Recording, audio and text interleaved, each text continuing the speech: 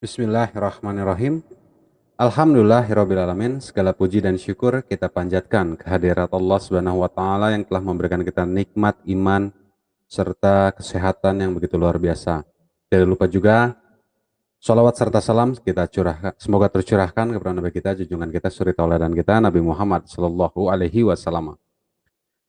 Alhamdulillah, di kesempatan yang indah ini, di hari yang berbahagia ini, dan juga kita tidak lupa, kita mungkin sebagian saudara kita mengalami musibah di Kalimantan Selatan dan juga di Sulawesi Barat.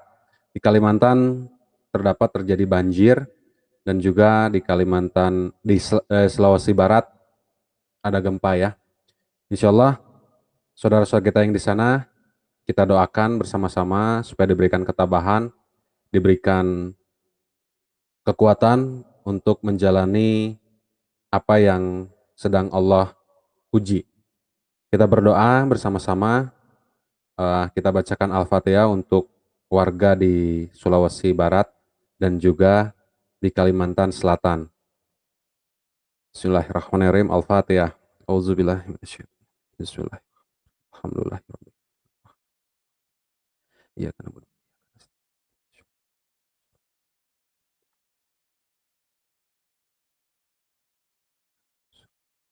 Amin ya Allah ya rabbal alamin.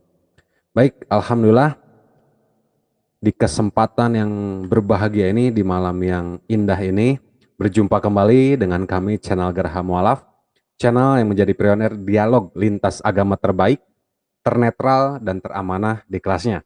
Alhamdulillah, kita panjatkan juga puji dan syukur kehadirat Allah Subhanahu wa taala yang telah selalu mencurahkan nikmatnya kepada kita dan juga memberikan kesempatan kepada kita berjumpa lagi di channel dakwah nasional Geraha Mualaf.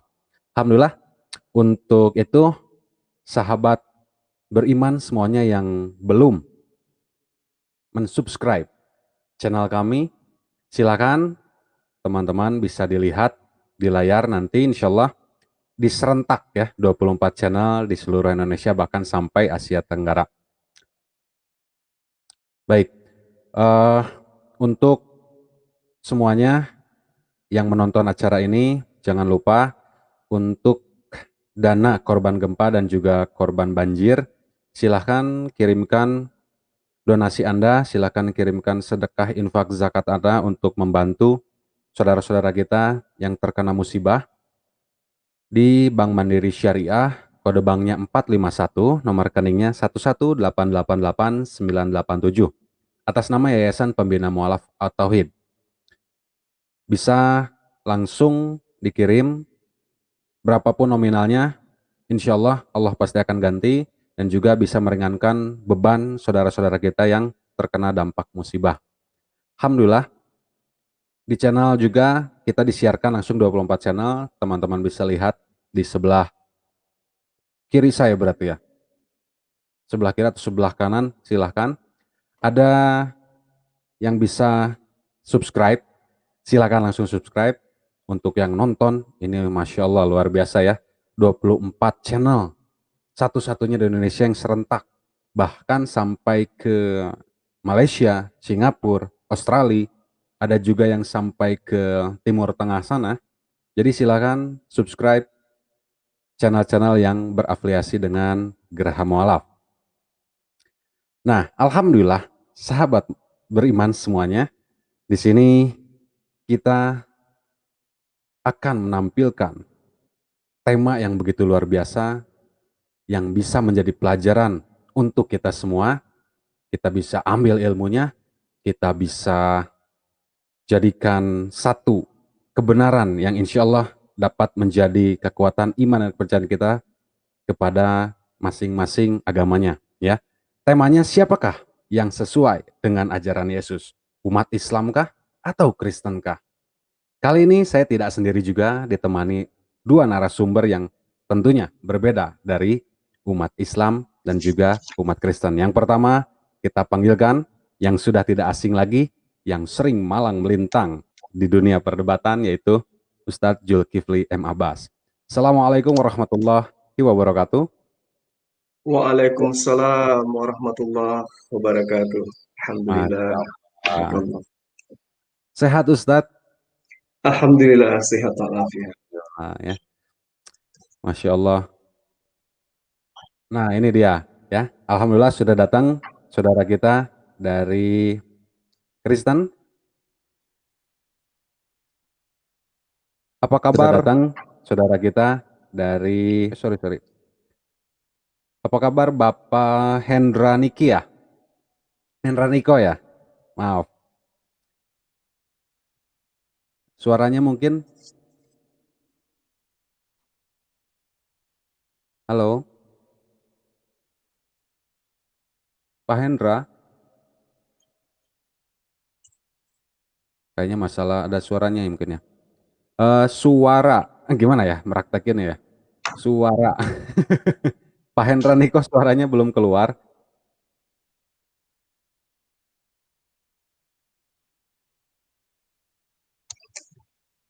Halo,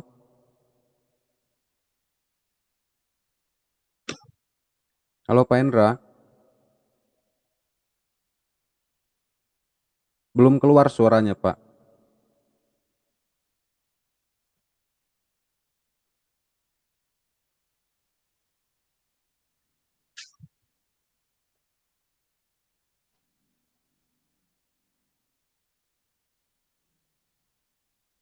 Belum belum keluar suaranya ya. Masih putus-putus. Oh mungkin keluar dulu ya. Oke,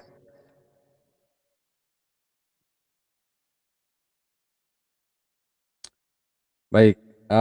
Untuk sahabat beriman semuanya, dimanapun Anda berada, sekali lagi silakan salurkan donasi Anda ke Bank Mandiri Syariah dengan nomor kode banknya 451. Itu nomor rekeningnya adalah 118889987 atas nama Yayasan Pembina Mualaf Al-Tauhid. Insya Allah nanti hasil dari yang sudah terkumpulkan kita bantu ke Kalimantan Selatan dan juga Sulawesi Barat yang terdampak terkena musibah.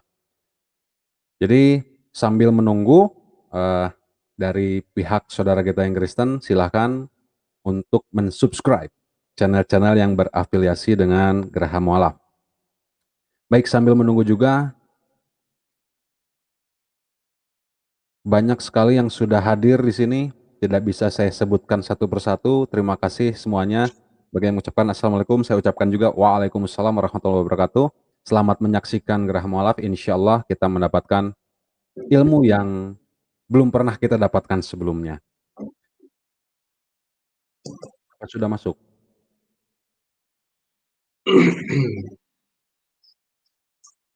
Oh ya, untuk Ustadz, bagaimana keadaan Sulawesi saat ini? Mungkin karena eh, yang kita tahu bahwa di Sulawesi ini dampaknya nih sampai terkena beberapa kilometer katanya begitu ya Ustadz? Iya, jadi kalau saat sekarang itu kebetulan malam ini staf kita dari penugasan dari kantor instansi kami itu kami utus ada 7 orang untuk mewakili eh, kantor menuju Sulawesi Barat. Sebenarnya perintah pusat itu saya yang harus ke sana, hanya oleh karena saya minta pertimbangan pimpinan cabang Makassar agar biar teman-teman yang lain. Dan alhamdulillah diizinkan eh, saya untuk standby di Kota Makassar dan malam ini tim pertama sudah berangkat tadi sekitar pukul 8 malam dan besok insya Allah jam 3 eh, ada tim kedua yang akan berangkat seperti itu. Ya, Kondisi kondisi terakhir kebetulan eh, kakak saya juga ada di sana, ponakan-ponakan saya ada di sana. Mereka subhanallah. alhamdulillah sehat, hanya saja rumah mereka yang kena bencana ada rubuh, ya. Rubuh itu menyebabkan eh, beberapa orang dari rumah tetangga dari saudara saya itu terkena runtuhan dari rumah abang saya. Tapi alhamdulillah mereka bisa diselamatkan. Masya Allah. Hanya saja sekitar 4 rumah. Dari rumah kakak saya itu ada yang meninggal sampai 4 orang, tetangga beliau.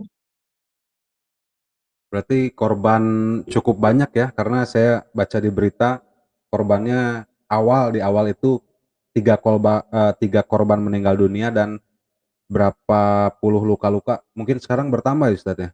Iya, iya, bertambah, Iya. bertambah. Belum lagi kondisi dari Sulawesi Selatan menuju Sulawesi Barat itu, informasi terakhir tadi itu sudah mulai terjadi penjarahan.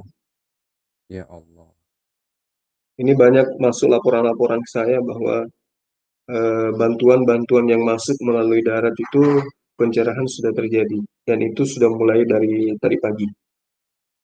Namun aparat keamanan sekarang sudah mengambil alih, semua kendaraan yang akan melintas dikawal oleh satuan pengamanan, termasuk kendaraan dinas yang sudah berangkat tadi pagi itu kita sudah kontak eh, pihak keamanan supaya plat nomor sekian supaya diamankan. Begitu, Ahi. Ya, semoga di sana bantuan cepat datang ya, karena kita juga tidak ingin saudara-saudara kita kesusahan juga di sana, gitu ya. Amin. Nah, ini Pak Hendra Niko udah masuk, apa udah ada suaranya belum?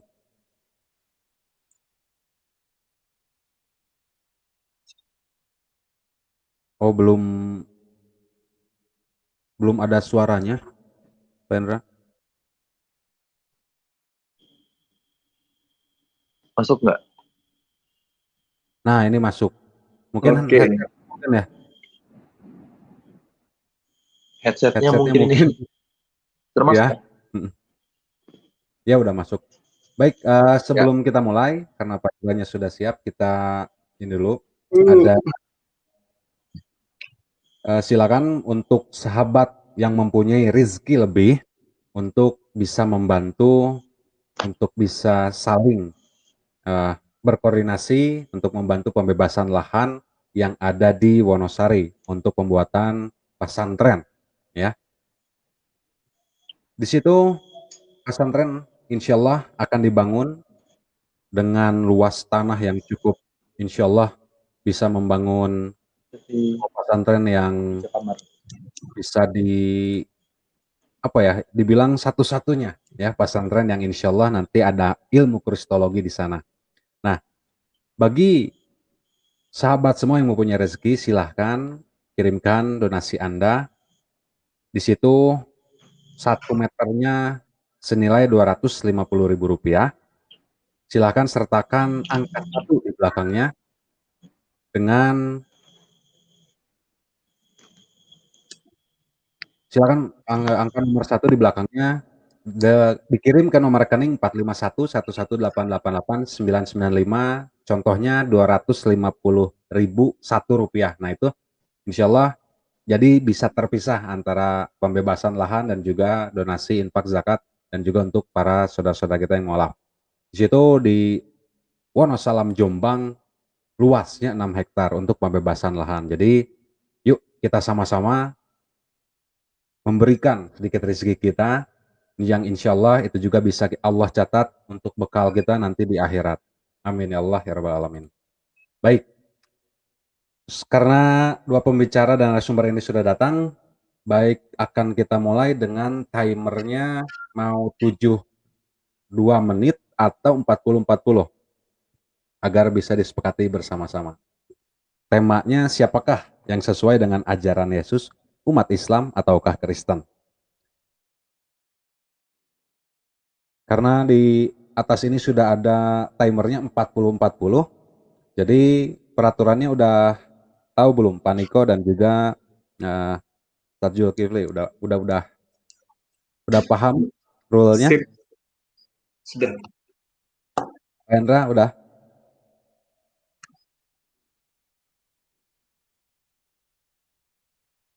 Oh, ini masalah ininya ya, headsetnya yang kita tunggu. Belum ada suaranya.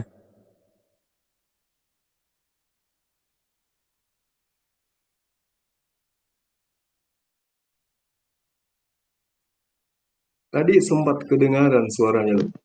Ya, itu di headsetnya. Headsetnya agak rusak kayaknya. Tadi udah ganti, yang tadi pertama warna putih, sekarang warna hitam, tapi masih sama ya.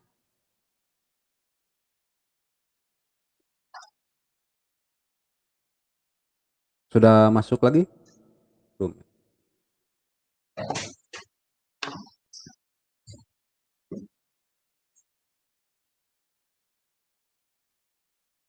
Halo? Waduh, belum masuk juga ya. Baik, sekali Halo, lagi halo. untuk, Gimana? Sudah masuk? nah ini ya, Halo. nah ini udah masuk. Oh iya. Ya, Headsetnya udah katanya ini. masuk. Ya, ya. Mudah-mudahan Tapi lancar. kebetulan udah Siap. Sudah siap dengan materinya untuk dibagikan kepada para pemirsa, Pak Niko? ya. Baik. Ada yang mau ditanyakan karena belum ada yang dimengerti, silakan ditanyakan. Atau mau langsung saja boleh, kalau misalnya sudah tahu. Jadi kita akan langsung mulai. Siapa yang duluan pertama dan Coba jelaskan aturannya dulu, Pak. oh ya. Jadi begini, Ya. sistem ini dipakai 40-40. Jadi setiap pembicara yang berbicara, timer berjalan. Jika ingin memberikan pertanyaan, silahkan berikan kode silahkan. Nah, dari situ baru timernya bergantian, dan nanti sama seperti itu, meskipun tidak ada kode, tapi misalnya masih dipotong pembicaraannya, itu timer akan dirubah, akan diganti terus. Nah, dan juga diharapkan kepada dua narasumber dan pembicara ini tidak untuk saling mencela, tidak untuk saling menghina, kita berdialog, kita sama-sama mendapatkan ilmu, dan insya Allah kita semua juga mendapatkan ilmu yang baru yang bisa dibawa dalam kehidupan kita masing-masing. Jadi diharapkan untuk tidak memojokkan atau menghina secara pribadi, silahkan berbicara atau memberikan pemaparan yang begitu jelas dengan tidak mengeluarkan kata-kata yang tidak diinginkan. Karena apapun yang terjadi nanti setelah ini kami tidak bertanggung jawab karena kami sudah memberikan rule-nya, kami sudah memberikan istilahnya peringatan di awal, dan mudah-mudahan kedua pembicara ini mengerti dan bisa dipahami. Jadi nanti ketika timer berjalan, jika memberikan pertanyaan atau menyanggah dengan kode silahkan. Kira-kira seperti itu. Apakah sudah jelas? Siap, jelas. Pak Niko, bagaimana? Sudah jelas? Siap, jelas, Pak. Iya, terima kasih. Jadi siapa yang mau duluan memberikan opening statement-nya?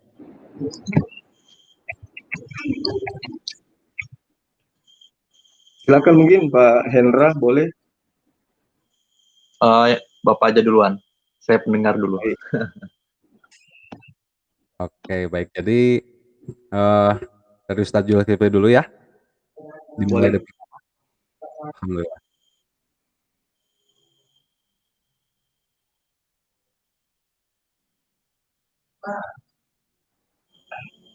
Oke.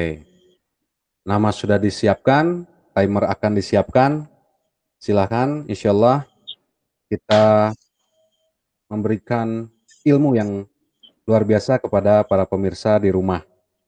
Silakan, waktu berjalan, timer berjalan, silakan dimulai. Bismillahirrahmanirrahim. Assalamualaikum warahmatullahi wabarakatuh. Alhamdulillah, sahabat-sahabat sekalian dimanapun Anda berada, pada malam hari ini kembali kita mencoba untuk berdiskusi ya di Geraha Mu'alaf yang begitu kita cintai. Mudah-mudahan pada malam hari ini kita bisa mendapatkan ilmu di antara dua sisi pengajaran, yaitu pengajaran yang bersumber dari saya sendiri sebagai narasumber dari pihak Islam, dan juga sahabat Hendra Niko dari agama Kristen. Baik, tema kita malam ini sudah dijelaskan tadi oleh moderator. Jadi kaitannya siapakah di antara kedua agama besar ini yang menjalankan apa yang menjadi ajaran Yesus alaihissalam. Di dalam Al-Quran, jadi ketika kita berbicara mengenai Islam, berbicara mengenai Yesus, itu tidak terlepas daripada Al-Quran. Di dalam Al-Quran, umat Islam menyebut Yesus itu dengan sebutan Nabi Isa alaihissalam, dipandang sebagai hamba Allah, dipandang sebagai ciptaan Allah, Nabi dan juga Rasul. Tuhan kemudian di dalam Al-Quran mengajarkan Yesus ini sebuah kitab, yaitu Taurat, dan memberikan sebuah kitab berupa Injil. Itu diterangkan dalam Al-Quran, surah 3 ayat 48, di mana Allah berfirman dengan jelas bahwa wa yu'allimuhumul kitab wal hikmah wat taurat wal injil, dan Allah akan mengajarkan kepadanya Alkitab, hikmah, Taurat, dan juga Injil. Jadi Nabi Isa di dalam ajaran agama Islam itu jelas mengikuti atau menjalankan, melanjutkan tongkat estafet pengajaran para nabi-nabi sebelumnya. Dan kemudian Allah di dalam Al-Quran membantu Nabi Isa alaihissalam dengan Roh Kudus. Dalam surah Al-Baqarah ayat 87 itu jelas dikatakan di sana. Lalu kemudian Isa ataupun Yesus adalah kata atau kalimat Tuhan, ya, kalimat dari Tuhan. Nah, yang kemudian dihormati di dunia dan di akhirat itu dijelaskan juga di dalam Al-Quran. Kemudian Yesus ini diciptakan sama seperti Nabi Adam alaihissalam, jelas juga diterangkan di dalam Al-Quran. Lalu kemudian kedatangannya kepada Bani Israel, mengajarkan syariat yang diajarkan Allah kepada Nabi Musa. Sehingga ketika dia datang kepada Bani Israel, Nabi Isa atau Yesus itu tidak sedikit pun merubah daripada syariat yang Allah sudah ajarkan kepada Nabi Musa sebelumnya. Jadi dia melengkapi, dia menjalankan, dan kemudian dia mengajak Bani Israel yang telah meninggalkan hukum Taurat untuk kembali kepada hukum Taurat itu sendiri. Mungkin demikian sementara dari saya. Silakan dilanjut oleh Saudara Hendra.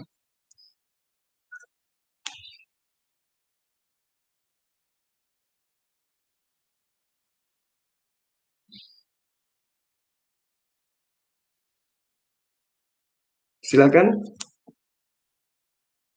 Pak Hendra, silakan memberikan sanggahan ataupun mau menjelaskan opening statement-nya, karena waktu setelah Pak Zulkifli ini memberikan kode silahkan, artinya Pak Hendra silakan berbicara gitu ya. Oke, silakan jika mau memberikan opening statement ataupun langsung disanggah, silakan.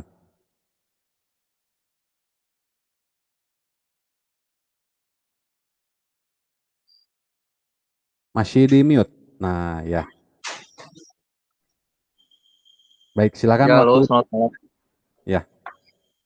Ya, saya langsung aja minta dari kitab Yohanes. Karena roti yang dari Allah ialah roti yang turun dari sorga dan yang memberi hidup kepada dunia. Maka kata mereka kepadanya, Tuhan, berikanlah kami roti itu senantiasa. Kata Yesus kepada mereka, Akulah roti hidup. Barang siapa kepadaku, ia tidak akan lapar lagi. Dan barang siapa percaya kepadaku, ia tidak akan haus lagi. Itu yang menjadi pedoman untuk saya sampai hari ini. Kenapa begitu mengikuti Yesus? Karena dia sudah berkata, Akulah roti hidup itu. Menurut saya untuk pembukaan, saya akan dengan itu dulu, Pak. Terima kasih, Pak. Baik. Kalau di dalam ajaran agama Islam, seperti yang saya terangkan tadi, Allah Subhanahu wa Ta'ala itu jelas menerangkan bahwa Nabi Isa itu adalah hamba Allah, Nabi Isa itu adalah utusan Allah untuk mengajarkan bagaimana Bani Israel itu kembali kepada hukum Taurat, bagaimana Bani Israel itu kembali kepada ajaran-ajaran yang sudah ditorehkan oleh Nabi Musa alaihissalam melalui kitabnya yaitu Torah. Jadi kedatangan Nabi Isa alaihissalam atau Yesus itu tidak ada sedikit pun menghilangkan, itu tidak ada sedikit pun menghilangkan ajaran Nabi Musa, yang mana ajaran ini adalah merupakan komponen dari seluruh rangkaian aturan-aturan Tuhan kepada Bani Israel. Nah, Ketika saudara mengatakan bahwa Yesus itu adalah roti, Yesus itu adalah utusan Tuhan, Yesus itu adalah penyelamat. Saya sepakat dengan Anda. Sampai di sini saya sepakat dengan saudara ketika saudara mengatakan bahwa Yesus itu adalah utusan Tuhan dan dia memberikan keselamatan. Dia juru selamat. Saya sepakat. Nah, yang masalah kemudian muncul ketika Anda mengimani Yesus itu adalah juru selamat. Tidak ada orang yang selamat sampai kepada Allah kalau tidak melalui dia. Lantas kenapa kemudian ajaran-ajaran Nabi Isa atau Yesus itu tidak dijalankan? Sementara Yesus mengatakan di dalam Yohanes 14 ayat 15, barang siapa yang mengasihi aku, dia akan melakukan perintah-perintahku, dia akan melaksanakan firman-Ku. Nah, kalau menyadari bahwa Yesus itu adalah juru selamat, dia adalah jalan, keselamatan, dan hidup, maka sejatinya Yesus kita jadikan sebagai oknum yang menjadi titik acuan perilaku dalam kehidupan keberagamaan. Bagaimana kemudian Yesus menyembah kepada Allah? Bagaimana dia sujud kepada syariat yang dibawa oleh Nabi Musa alaihissalam? Seperti itulah seharusnya kita untuk menjalankan dan mengaku sebagai pengikutnya, mengikuti apa yang Yesus teorikan dan apa yang dipraktekkan. Kalau umat Islam jelas, seperti yang saya gambarkan tadi, bahwa di dalam Al-Quran, ketika Allah mengatakan, وَلَقَدْ آتَيْنَا مُوسَى الْكِتَابَ وَقَفَّيْنَا مِنْ بَعْدِهِ. Di situ dijelaskan di ayat selanjutnya, di ayat ini dilanjutkan dengan terjemahan bahwa sesungguhnya kami telah mendatangkan Alkitab Torah kepada Musa. Dan kami telah menyusulnya berturut-turut sesudah itu dengan rasul-rasul, dan telah kami berikan bukti-bukti kebenaran berupa mukjizat kepada Isa, yang kemudian namanya disebut sebagai Yesus oleh teman-teman Kristen. Kami memperkuatnya dengan Ruhul Kudus. Apakah setiap datang kepadamu seorang rasul membawa satu pelajaran yang tidak sesuai dengan keinginanmu, lalu kamu menyombongkan diri? Maka berapa orang di antara mereka kamu dustakan, dan berapa orang yang kamu bunuh? Itu diterangkan oleh Allah. Di dalam kalimatnya dikatakan bahwa amfusukum mustakbarutum bartum wa fariqan kazabtum wa fariqan taqtulun. Jadi di situ Allah menekankan kepada orang-orang kafir yang menolak kedatangan Nabi berupa Nabi Musa dan juga kitabnya beserta Nabi Isa dan juga ajaran-ajarannya. Jadi kami menerangkan kepada saudara bahwa Nabi Isa alaihissalam ketika Anda katakan dia adalah juru selamat, dia adalah jalan keselamatan dan hidup, kita sepakat. Sayangnya, implementasi daripada pernyataan Anda itu tidak dibarengi dengan realisasi dalam kehidupan keberagamaan. Mohon ditanggapi. Silakan.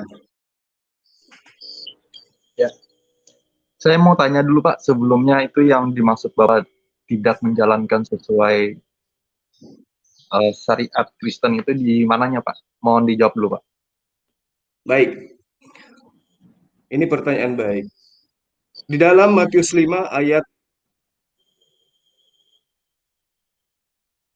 19 ya. Mudah-mudahan saya tidak keliru. 19, 20, 17, 18, 19. Matius 5. Nabi Isa di situ diceritakan bahwa dia mengatakan, jangan kamu menyangka bahwa aku datang menghilangkan hukum Taurat. Sesungguhnya setitik aku datang bukan untuk menyediakannya, tetapi untuk menggenapinya. Sesungguhnya sebelum langit dan bumi ini lenyap, tidak setitik pun dihilangkan dari hukum Taurat sebelum semuanya terjadi, meskipun yang paling terkecil. Di ayat selanjutnya dikatakan, barang siapa yang menghilangkan dan mengajarkan kepada orang lain, maka dia akan menempati tempat terendah di dalam kerajaan Allah, yaitu neraka. Sebaliknya, barang siapa yang mengajarkan hukum Taurat, lalu kemudian mengajarkan kepada orang lain, maka dia akan menempati tempat tertinggi di dalam kerajaan Allah. Nah, ini yang saya katakan. Nabi Isa alaihissalam di dalam Al-Quran jelas datang tidak menghilangkan setitik pun dari aturan Tuhan yang sudah dituangkan ke dalam kitabnya Nabi Musa alaihissalam. Silakan. Ya, saya belum menyimak jawaban Bapak. Maksudnya katanya tadi kan Kristen ini disalahgunakan dalam kehidupan sehari-hari. Nah, pertanyaan saya itu, sebelum saya menjawab tuntas pertanyaan Bapak tadi kan, saya mau nanya balik dulu nih. Yang Bapak maksud menyalahgunakan kehidupan sehari-hari dengan agama Kristen itu di mananya ya Pak ya? Mohon ditanggapi dulu Pak. Oke, saya kira kita semua tahu ya, baik Islam maupun sahabat Kristen pasti tahu.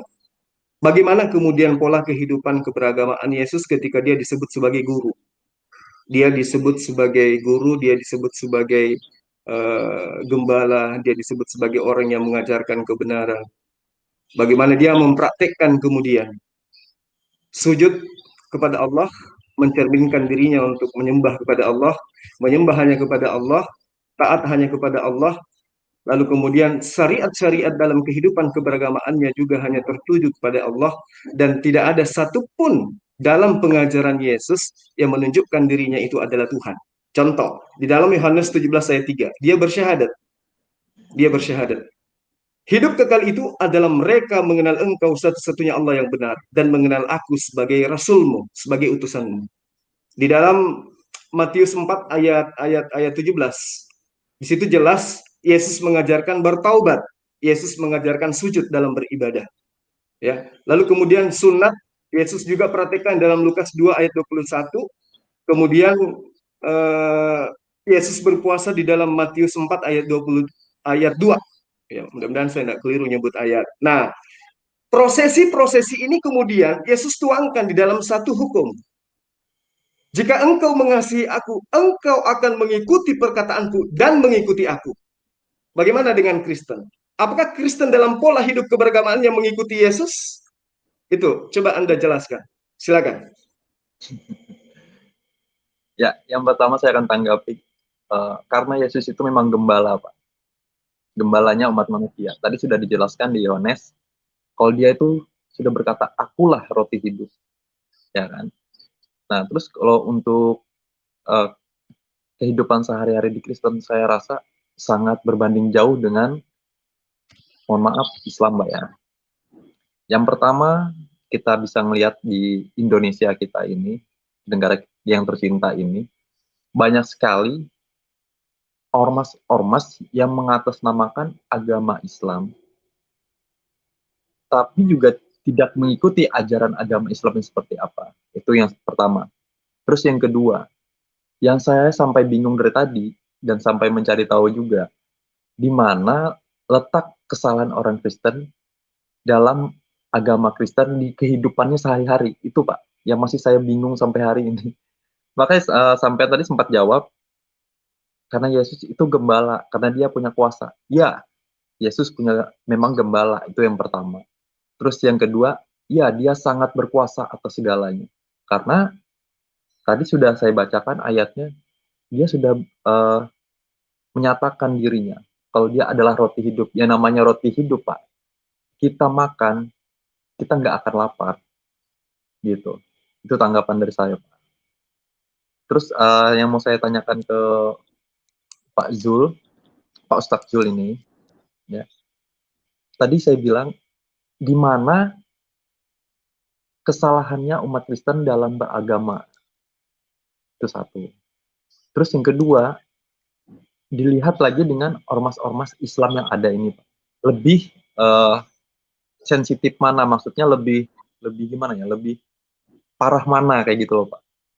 Gitu dalam ngejat seseorang atau dalam kehidupan masyarakat, saya rasa mohon maaf lebih banyak ke Islamnya, Pak. Itu tanggapan saya, Pak. Terima kasih, Pak.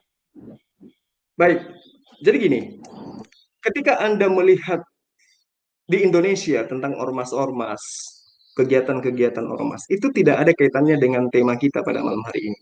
Yang kita bahas di sini adalah siapakah yang lebih mengikuti ajaran Yesus. Kan gitu ya. Lalu kemudian ajaran Yesus, apakah dia mendirikan ormas-ormas? Kan tidak. Pengikutnya pun hanya beberapa orang saja. Nah, masuk ke pertanyaan kedua, di mana kesalahan Kristen? Yang paling inti adalah Kristen menyembah Yesus. Apakah pernah Yesus mengajarkan itu? Apakah Yesus pernah mempraktekkan ajaran-ajaran seperti itu? Silakan Anda tanggapi. Oke, saya akan menanggapi hal yang pertama, Pak. Ini kesalahan dalam ormas-ormas kata sampean. Memang benar tidak ada dengan konteks kita malam ini. Cuman keterkaitannya sangat erat, Pak. Karena apa? Islam selalu menjual, ormas-ormas yang ada, terutama ormas keagamaan, itu selalu menjual nama Islam, walaupun hanya oknum. Tapi rata-rata mereka selalu menjual nama Islam. Padahal yang saya yakinin, Tuhan itu tidak perlu dibela, Pak. Karena menurut saya keyakinan itu tidak bisa dirubah oleh siapapun, Pak. Itu yang pertama. Walaupun seperti ormas tadi sangat-sangat radikal ya kalau menurut saya, walaupun hanya beberapa ormas. Terus yang kedua, kenapa sampai bilang, kenapa umat Kristen menyembah Yesus? Padahal Yesus tidak mengajarkan seperti itu. Nah, kenapa orang Kristen menyembah Yesus? Itu yang pertama, Pak. Karena dia menyatakan dirinya adalah roti hidup. Sekarang siapa sih orang lagi kelaparan, dikasih roti nggak mau? Kan gitu, Pak, logikanya. Terus, siapa sih yang mengajarkan Yesus? Yesus tidak pernah untuk minta disembah. Tapi dia minta, ikutlah denganku, maka kehidupan yang kekal akan kamu peroleh. Itu, Pak. Demikian, Pak. Nah, kalau Anda disuruh ikut, terus kenapa Anda menyembahnya? Silakan. Nah, gini, Pak. Cara orang Kristen mengikuti Yesus adalah dengan cara memuji dan memuliakan namanya, Pak.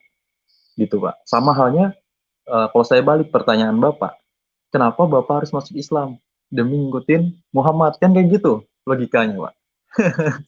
Jadi intinya, keyakinan orang Kristen saat menyembah Yesus dia dapat kehidupan yang kekal, itulah keyakinannya, Pak. Gitu. Jelas, Pak?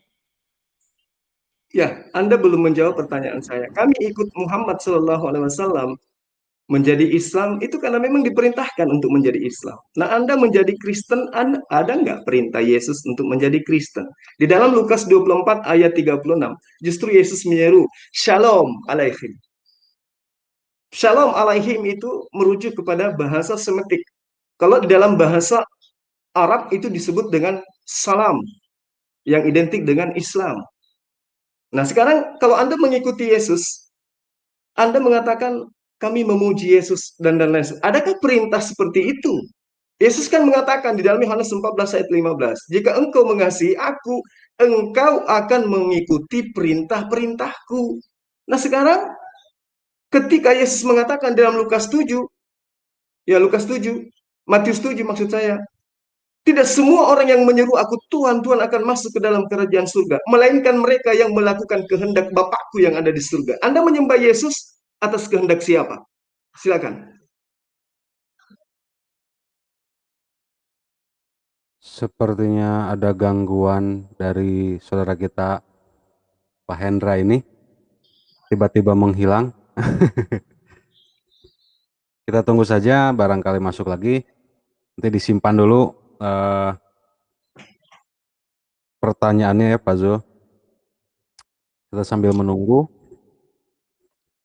Sambil menunggu, sahabat beriman semuanya, rahimakumullah, kaum muslimin wal muslimat, jangan lupa ya, sekali lagi saya ingatkan untuk terus dukung channel Geraha Mualaf yang menjadi kendaraan dakwah kebenaran Islam, karena alhamdulillah syiar kita sudah terkoneksi ke Malaysia, Singapura, Brunei, Australia, Timur Tengah, bahkan Amerika untuk menjangkau wilayah syiar lebih luas lagi dengan memberikan teknis secara kualitas dakwah yang lebih lagi untuk umat.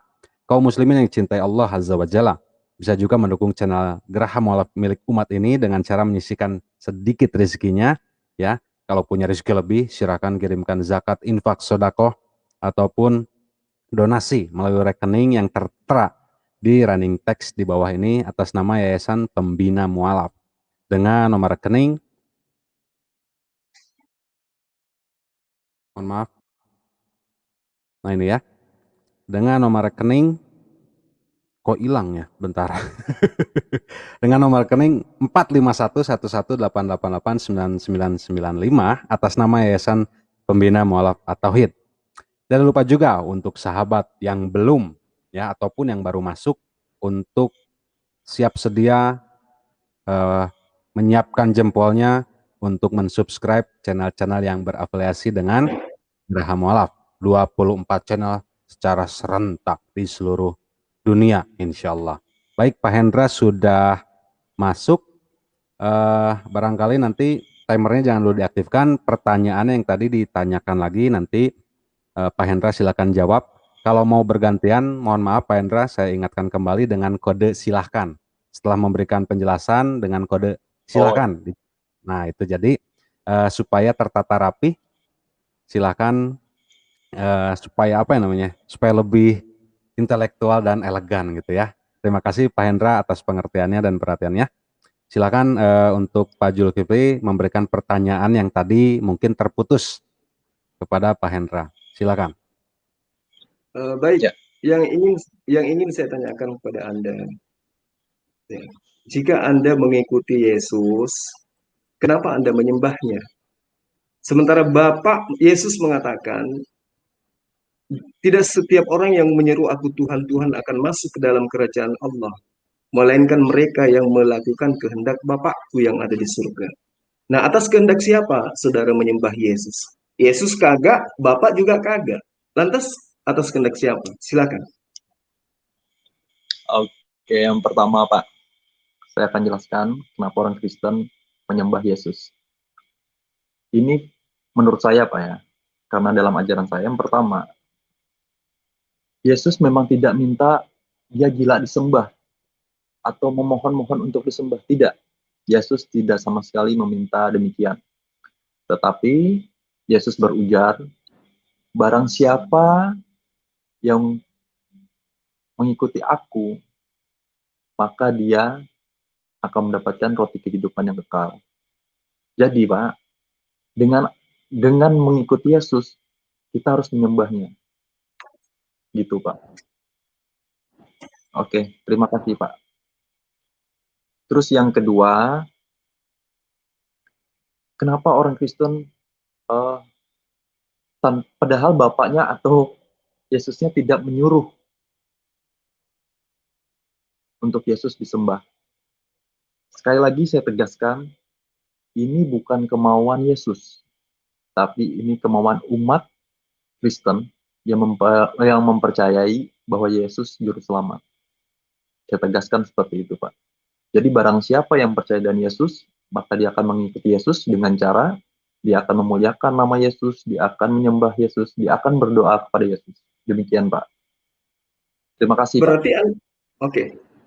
Berarti Anda tidak mengikuti Yesus, tetapi Anda menyembah Yesus. Karena gini, Anda akui. Ya, silakan. seperti yang saya jelaskan tadi, dengan mengikuti Yesus, maka cara kita adalah dengan menyembah. Begitu, Pak. Terima kasih, Pak. Yesus kan mengatakan di dalam Yohanes 10 ayat 27, aku mengenal muridku. Yesus loh yang mengatakan, aku mengenal muridku, muridku mengenal aku. Mereka mendengarkan perkataan dan mengikuti aku. Jadi ketika saya berdoa, muridku berdoa. Ketika saya puasa, muridku puasa. Ketika saya menyembah hanya kepada Allah, muridku juga melakukan hal yang sama. Nah, kata Yesus, aku mengenal muridku. Muridku mengenal aku. Mereka mendengarkan perkataanku dan mengikuti aku. Nah, sekarang Anda menyembah Yesus itu ikut siapa? Silakan. Oke. Mungkin yang belum Bapak pahami kepercayaan orang Kristen, itu satu hal, Pak. Karena orang Kristen itu mempunyai satu keyakinan besar, Pak. Yaitu Yesus itu Tritunggal. Mungkin banyak pertanyaan saudara-saudara kita, kenapa dia disebut Tritunggal? Karena memang dia Tritunggal. Gitu loh, Pak. Karena apa? Yesus saat turun ke dunia, saat menjadi manusia, maka dia seperti kita, Pak. Mempunyai daging. Dan dia juga mengajarkan kepada murid-muridnya untuk cara berdoa yang baik. Gitu, Pak. Nah, terus untuk pertanyaan Bapak nih, karena saya juga sedikit penasaran sih, Pak. banyak kitab-kitab dari Al-Quran, itu yang pertama yang saya pengen penjelasan. Itu kenapa diperbolehkan untuk menikahi lebih dari satu, bahkan dua istri, Pak. Itu yang pertama. Terus yang kedua, selama Muhammad menjadi junjungannya orang Islam, berapa banyak sudah mujizat yang dia ciptakan untuk murid-muridnya.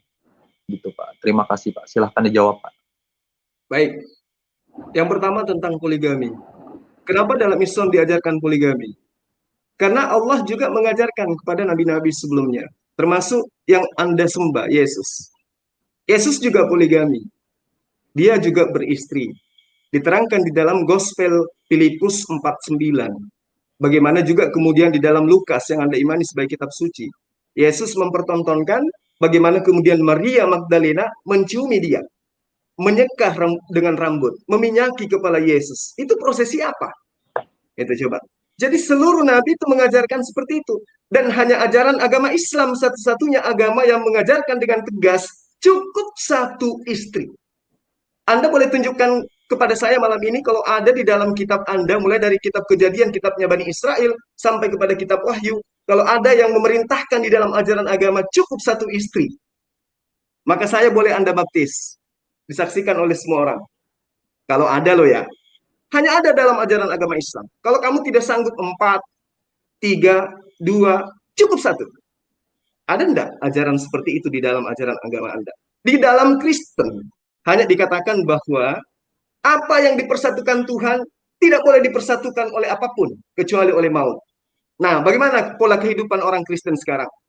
Cerai-berai, di mana-mana kita lihat bercerai. Janda Kristen di mana-mana bertaburan. Dan itu fakta. Di sekeliling kita itu nyata. Teman-teman kantor saya banyak yang melakukan nikah poligami dan seterusnya. Gak usah terlalu jauh. Nah, sekarang kita fokus kepada materi kita. Siapa yang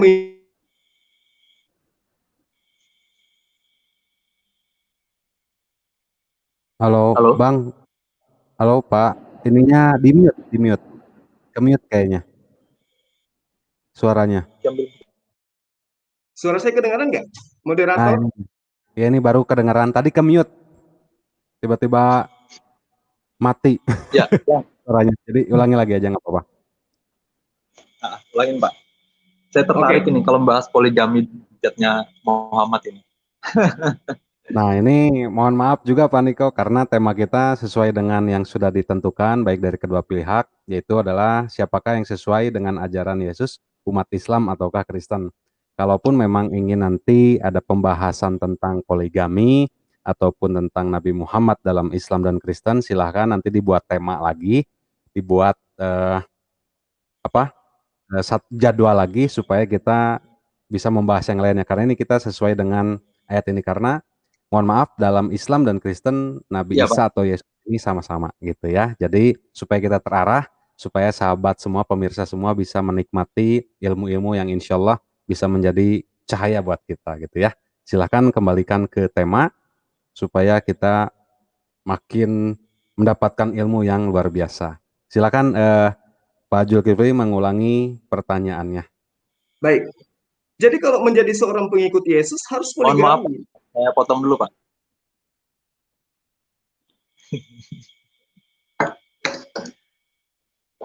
Gimana? Saya potong dulu sebentar, Pak. Silakan, silakan. Tadi untuk pembahasan konteks gitu. Ini kan ajarannya siapa sih yang benar Islam apa Kristen kan seperti itu. Nah, kenapa saya bertanya demikian? Ada poligami, ada mukjizat. Karena yang mencetus ini kan adalah junjungan pimpinannya Islam. Nah, jadi disitulah yang saya pertanyakan supaya kita tahu nih kebenarannya, gitu loh Pak. Terima kasih Pak. Silakan dijawab Pak. Baik, saya ingin tanya sama Anda. Di dalam Yohanes 19 ayat 12, ayat 8, ayat 7, ayat 8, ayat 9, di situ Yesus menerangkan gini. Masih banyak yang ingin aku ajarkan kepadamu, tapi engkau belum sanggup menanggungnya saat sekarang. Menurut Anda, di antara ajaran-ajaran yang belum diajarkan oleh Yesus itu apa? Silakan.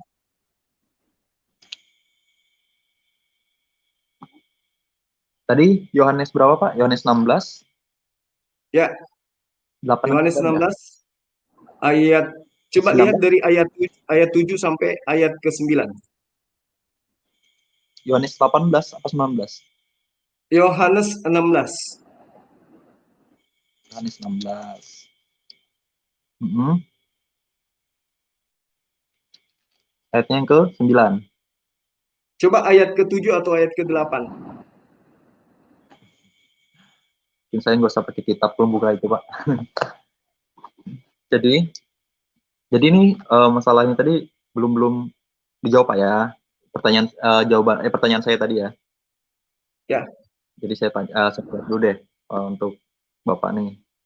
Tadi tentang Yesus banyak yang tidak diajarkan, yang belum diajarkan untuk umat manusia.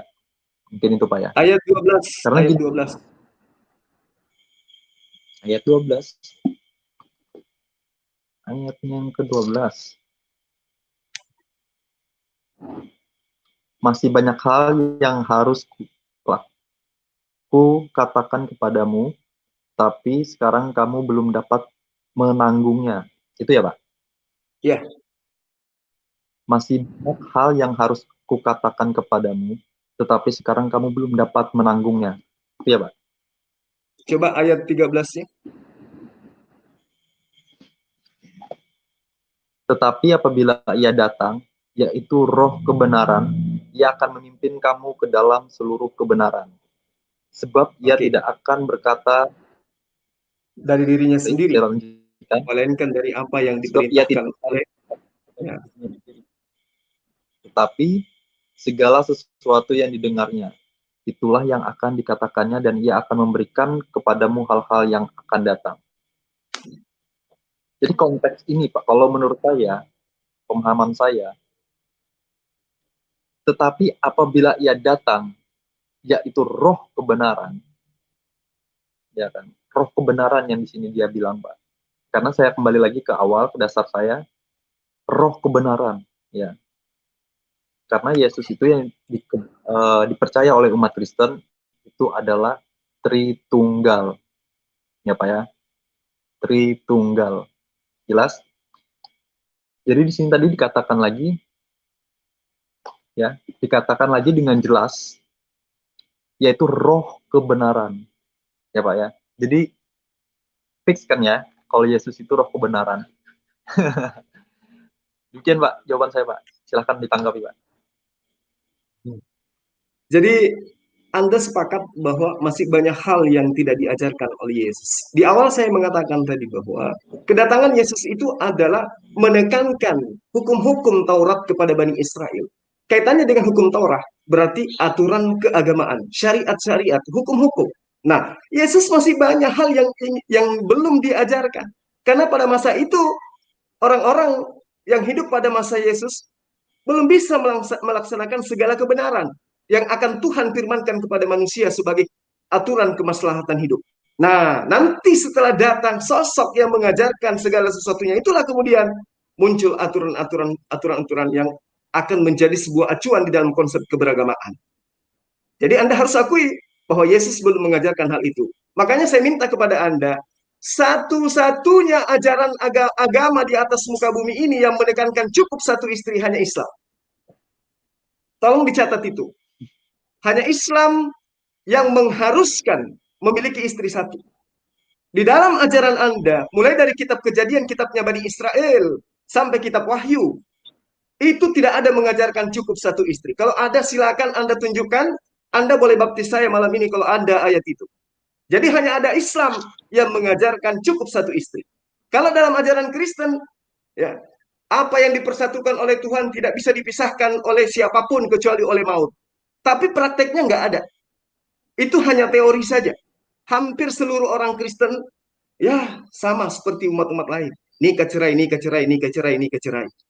Jika demikian sudah melanggar aturan. Dalam Islam cukup satu saja kalau dia tidak sanggup untuk berlaku adil. Saya kira seperti itu. Pertanyaan saya kembali kepada Anda, ketika Anda mengatakan Yesus itu adalah jalan keselamatan, kenapa kemudian Anda menyembahnya? Apa alasan Anda menyembahnya? Silakan. Oke, saya tanggapin yang pertama. Yang pertama, Pak, di Kejadian 2 ayat yang ke-18, Pak. Ya. Ya. Tidak baik kalau manusia itu seorang diri. Sorry, saya ulangin. Tidak baik kalau manusia itu seorang diri saja. Aku akan menjadikan penolong baginya yang sepadan dengan dia. Oke, jelas dalam konteks ini untuk menikah, Pak ya. Terus Matius 19 ayat yang kelima, ya. Sebab itu laki-laki akan meninggalkan ayah dan ibunya dan bersatu dengan istrinya sehingga keduanya menjadi satu daging.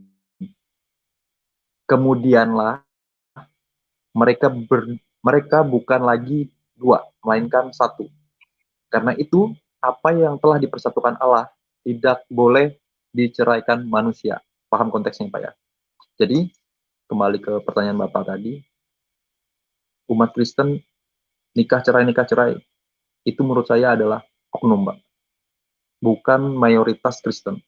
Mungkin di balik perceraian mereka ada hal yang kita tidak tahu, karena itu privasi mereka kan.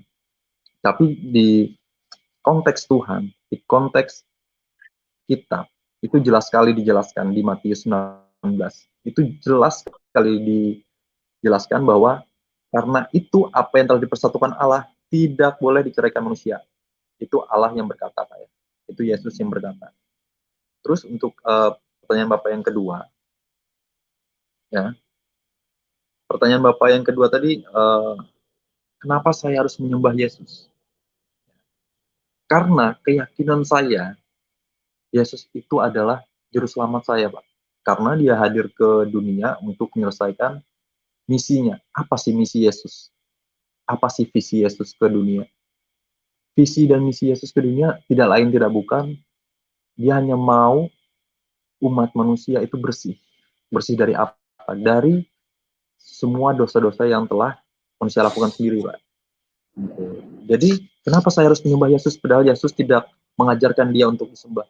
Karena saya percaya Yesus, makanya saya menyembah Yesus. Demikian, Pak. Terima kasih. Terus pertanyaan untuk Bapak juga ini, ya. Tadi supaya meyakinkan saya juga, Pak, untuk pelajaran saya dan saya juga supaya tahu, ya. Kalau Islam memang mengajarkan untuk satu istri, kenapa rata-rata dari teman-teman atau saudara-saudara kita dia boleh berkata, boleh istri 2, boleh istri 3, asal dia adil. Nah, kembali lagi ke perintah Tuhan. Kita manusia, sesama manusia tidak bisa menyakitin. Itu yang pertama. Ya. Nah, ini dia mau nikah lagi nih. Kan berarti menyakitin istri sebelumnya. Apa itu enggak dosa, Pak? Ya, terima kasih. Silakan jawab, Pak. Baik, jadi pertanyaan Anda, kenapa dalam ajaran agama Islam itu boleh lebih dari satu? Itu adalah solusi. Itulah rasionalnya ajaran agama Islam. Itu adalah solusi. Bagaimana kemudian ketika banyak wanita daripada laki-laki? Solusinya adalah poligami. Nah, yang terjadi sekarang adalah banyak komunitas gay, banyak komunitas lesbian, laki-laki banyak yang dipenjara. Dalam perang sering terjadi kecelakaan laki-laki. Jadi kebanyakan yang meninggal itu adalah laki-laki. Sehingga banyak perempuan daripada laki-laki. Solusinya adalah poligami. Itu adalah jalan keluar yang diberikan oleh Sang Pencipta alam semesta kepada manusia. Nah, kalau Anda mengatakan bahwa Islam itu ternyata mengajarkan boleh menikah, yang penting adil. Nah, sekarang kalau tidak bisa adil, nggak boleh menikah. Tekanannya sangat jelas, cukup satu. Kalau tidak bisa adil, cukup satu. Kalau Anda tetap menikah tetapi Anda tidak bisa adil, berarti melanggar. Aturannya dosa, kan gitu. Syariatnya jelas. Nanti kalau bisa adil, boleh. Tapi kalau tidak bisa adil, harus satu. Wajib satu, cukup satu. Daripada satu-satu tetapi di belakang jajan, berzina, dan seterusnya. Itu yang tidak dibolehkan dalam ajaran agama Islam. Yang dibolehkan adalah cukup satu. Itu aja yang ada dalam ajaran agama Islam. Kemudian yang kedua, pertanyaan Anda tadi, pernyataan Anda. Karena Anda mengasihi Yesus, Anda percaya kepada Yesus, kemudian Anda menyembahnya. Itu salah menurut saya. Kalau Anda percaya Yesus, harusnya Anda tidak menyembahnya, tetapi mengikuti dia. Kalau Anda percaya kepada Yesus, ikuti ajarannya. Jangan Anda mengikuti hati Anda, mengikuti mimbar gereja dengan menyembah dia. Tidak bisa. Nah, kalau Anda mengatakan bahwa perintah Tuhan itu buruk tentang poligamis, kembali kepada dalil ini. Salomo itu memiliki banyak istri loh. Sampai ratusan istrinya. Tetapi dia mengatakan dalam Amsal, karena siapa yang mendapatkan aku, siapa yang mengikuti aku, mendapatkan hidup. Dan Tuhan berkenan akan dia. Daud mengatakan seperti itu.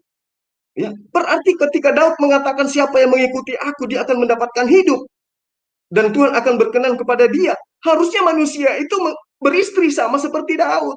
Sama seperti Salomo. Istri Salomo berapa? Silakan tanya kitab Anda. Nah, datang kemudian Rasulullah Muhammad SAW mengajarkan segala kebenaran. Cukup satu. Cukup satu. Kalau tidak bisa adil. Itu yang perlu Anda paham. Jadi, kembali kepada pertanyaan Anda. Yesus mengatakan, jika engkau mengasihi aku, engkau akan melakukan perintahku, engkau akan mengikuti aku. Nah, sekarang Anda tidak melakukan perintah Yesus dengan menyembah dia. Apa tanggapan Anda menemukan diri Anda menyembah Yesus, sementara itu bukan keinginan Yesus? Silakan. Oke.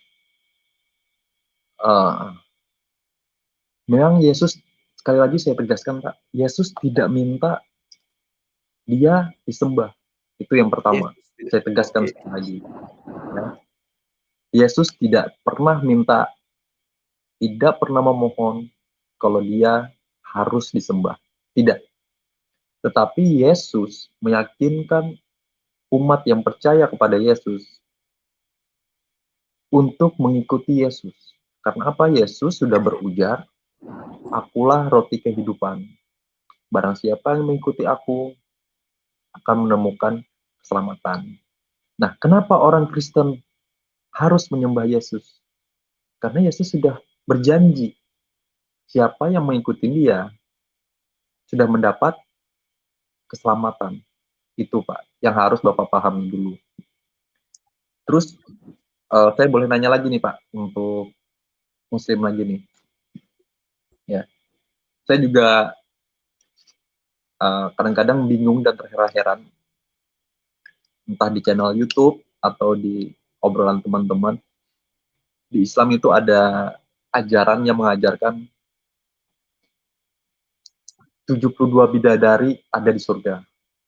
Nah, pertanyaannya, apakah umat Islam ini hanya ditujukan untuk pemikirannya wanita saja, Pak? Itu yang pertama, pertanyaan saya. Terus yang kedua, tadi ya, bentar, termasuk poligami juga, katanya kalau sanggup dia, kalau dia bisa adil, dia boleh menikah lagi, Pak ya. Nah, di sini yang saya rasakan ada kesesatan pola berpikir umat Islam, Pak. Ya. Itu yang pertama gini, kalaupun dia mampu dan dia punya pasangan, ya, terus dia pengen menikah lagi atas persetujuan istri pertama, walaupun atas persetujuan istri pertama, bahkan dia mampu melalui ekonomi bahkan batinnya, menurut saya itu adalah kesalahan terbesar, Pak. Ya, mau itu dia dibilang boleh nikah asal dia adil, asal dia mampu, itu kesalahan berpikir kalau menurut saya. Karena kita sesama manusia, kalau di Kristen diajarkan, sesama manusia itu harus saling mengasihi. Nah, sedangkan yang si Islam tadi mau nikah lagi nih, harus meninggalkan istrinya yang pertama. Nah, apakah istri pertama ini tidak merasa tersakiti, Pak? Itu pertanyaan kedua saya. Mohon dijawab, Pak. Silakan, Pak. Ini jadinya kita mau bahas tentang Islam. Oke, Baik, apa-apa. mohon maaf, Ustadz Jul, saya harus berhentikan dulu. Saya Silakan. ikuti sampai ke lubang tikus pun saya ikuti, Mas. Ya, cuman Ya, temanya jadi ini yang kayaknya saudara kita ini nggak paham. betul ya, nggak apa-apa. Jadi silakan di cool down-kan dulu, silahkan minum dulu untuk masing-masing narasumber. Jadi bagi untuk semua ya teman-teman, baik yang di luar muslim ataupun teman-teman yang muslim yang ingin menjadi narasumber dan pembicara, silahkan untuk berpartisipasi sebagai narasumber dialog lintas agama.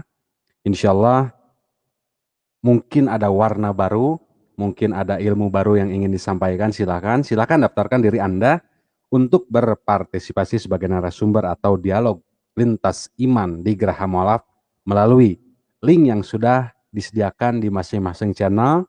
Silahkan diklik, silahkan daftarkan diri Anda, dan juga tidak lupa kita sekali lagi mengingatkan untuk sahabat muslimin wal muslimat ataupun teman-temanku yang Kristen yang ingin ikut membantu korban yang berada di Sulawesi Barat dan Kalimantan Selatan untuk bisa memberikan bantuannya melalui Bank Mandiri Syariah 451, kode banknya nomor rekening 1188889987 atas nama Yayasan Pembina Mualaf At-Tauhid.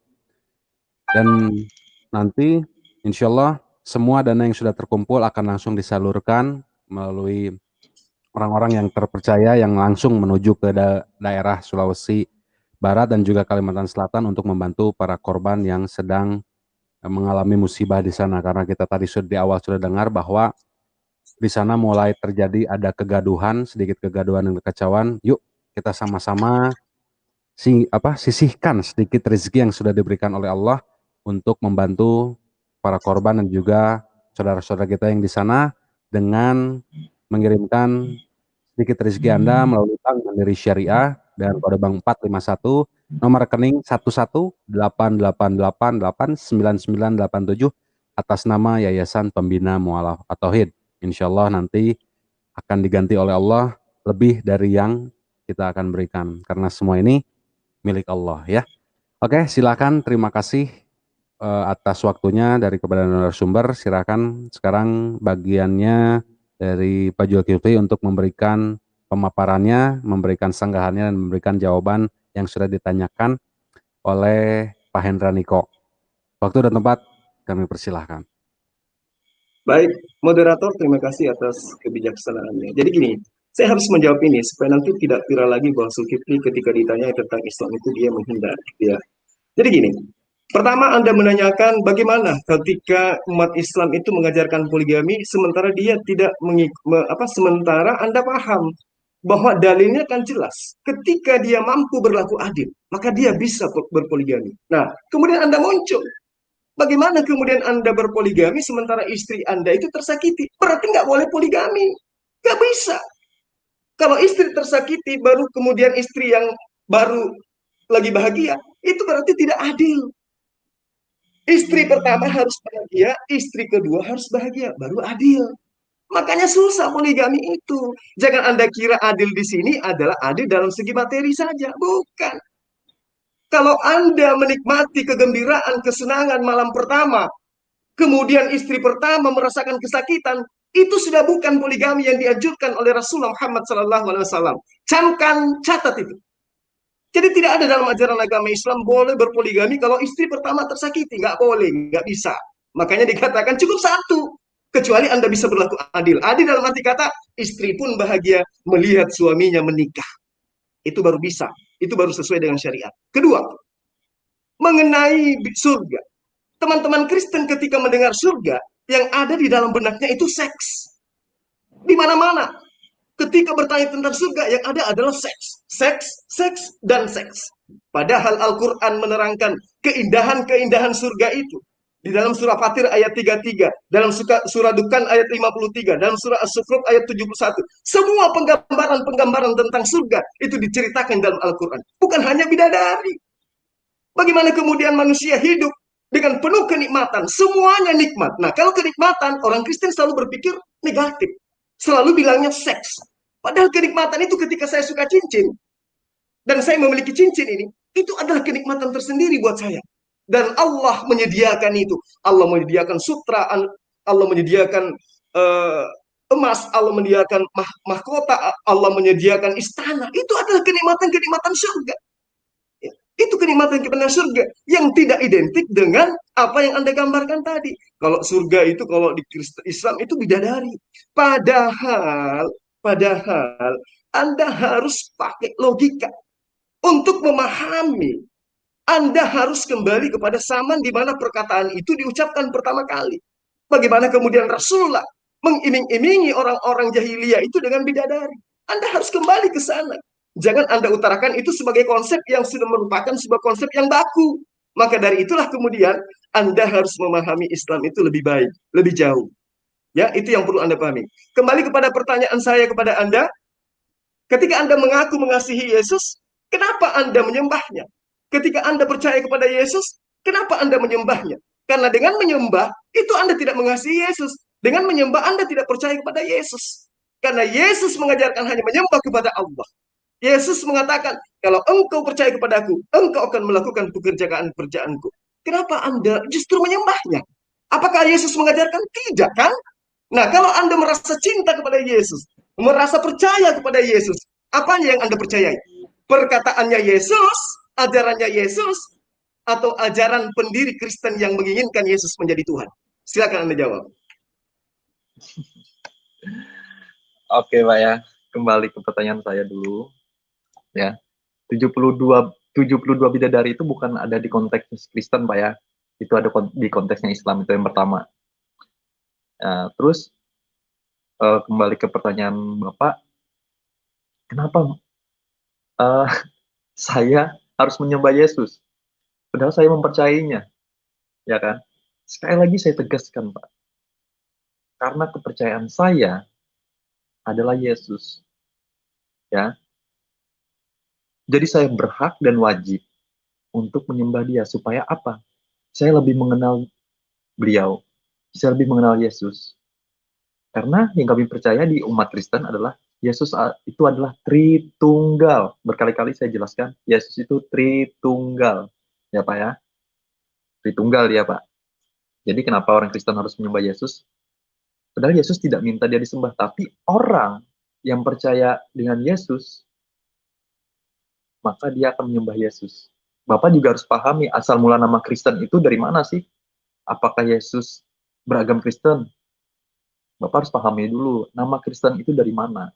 Kayak gitu, Pak. Jadi, mungkin saya sedikit jelaskan. Nama Kristen itu diambil dari Kristus, Pak. Ya, pengikut Yesus Kristus. Maka yang dia dipanggil dengan Kristen. Itu yang pertama. Jadi kenapa harus disembah? Ya karena dia orang pengikut Kristus. Gitu loh, Pak. Paham gak, Pak? Oke, Pak. Terima kasih, Pak. Silakan ditanggapi lagi, Pak. Baik. Jadi, Anda mengatakan Anda percaya kepada Yesus. Apanya yang Anda percayai?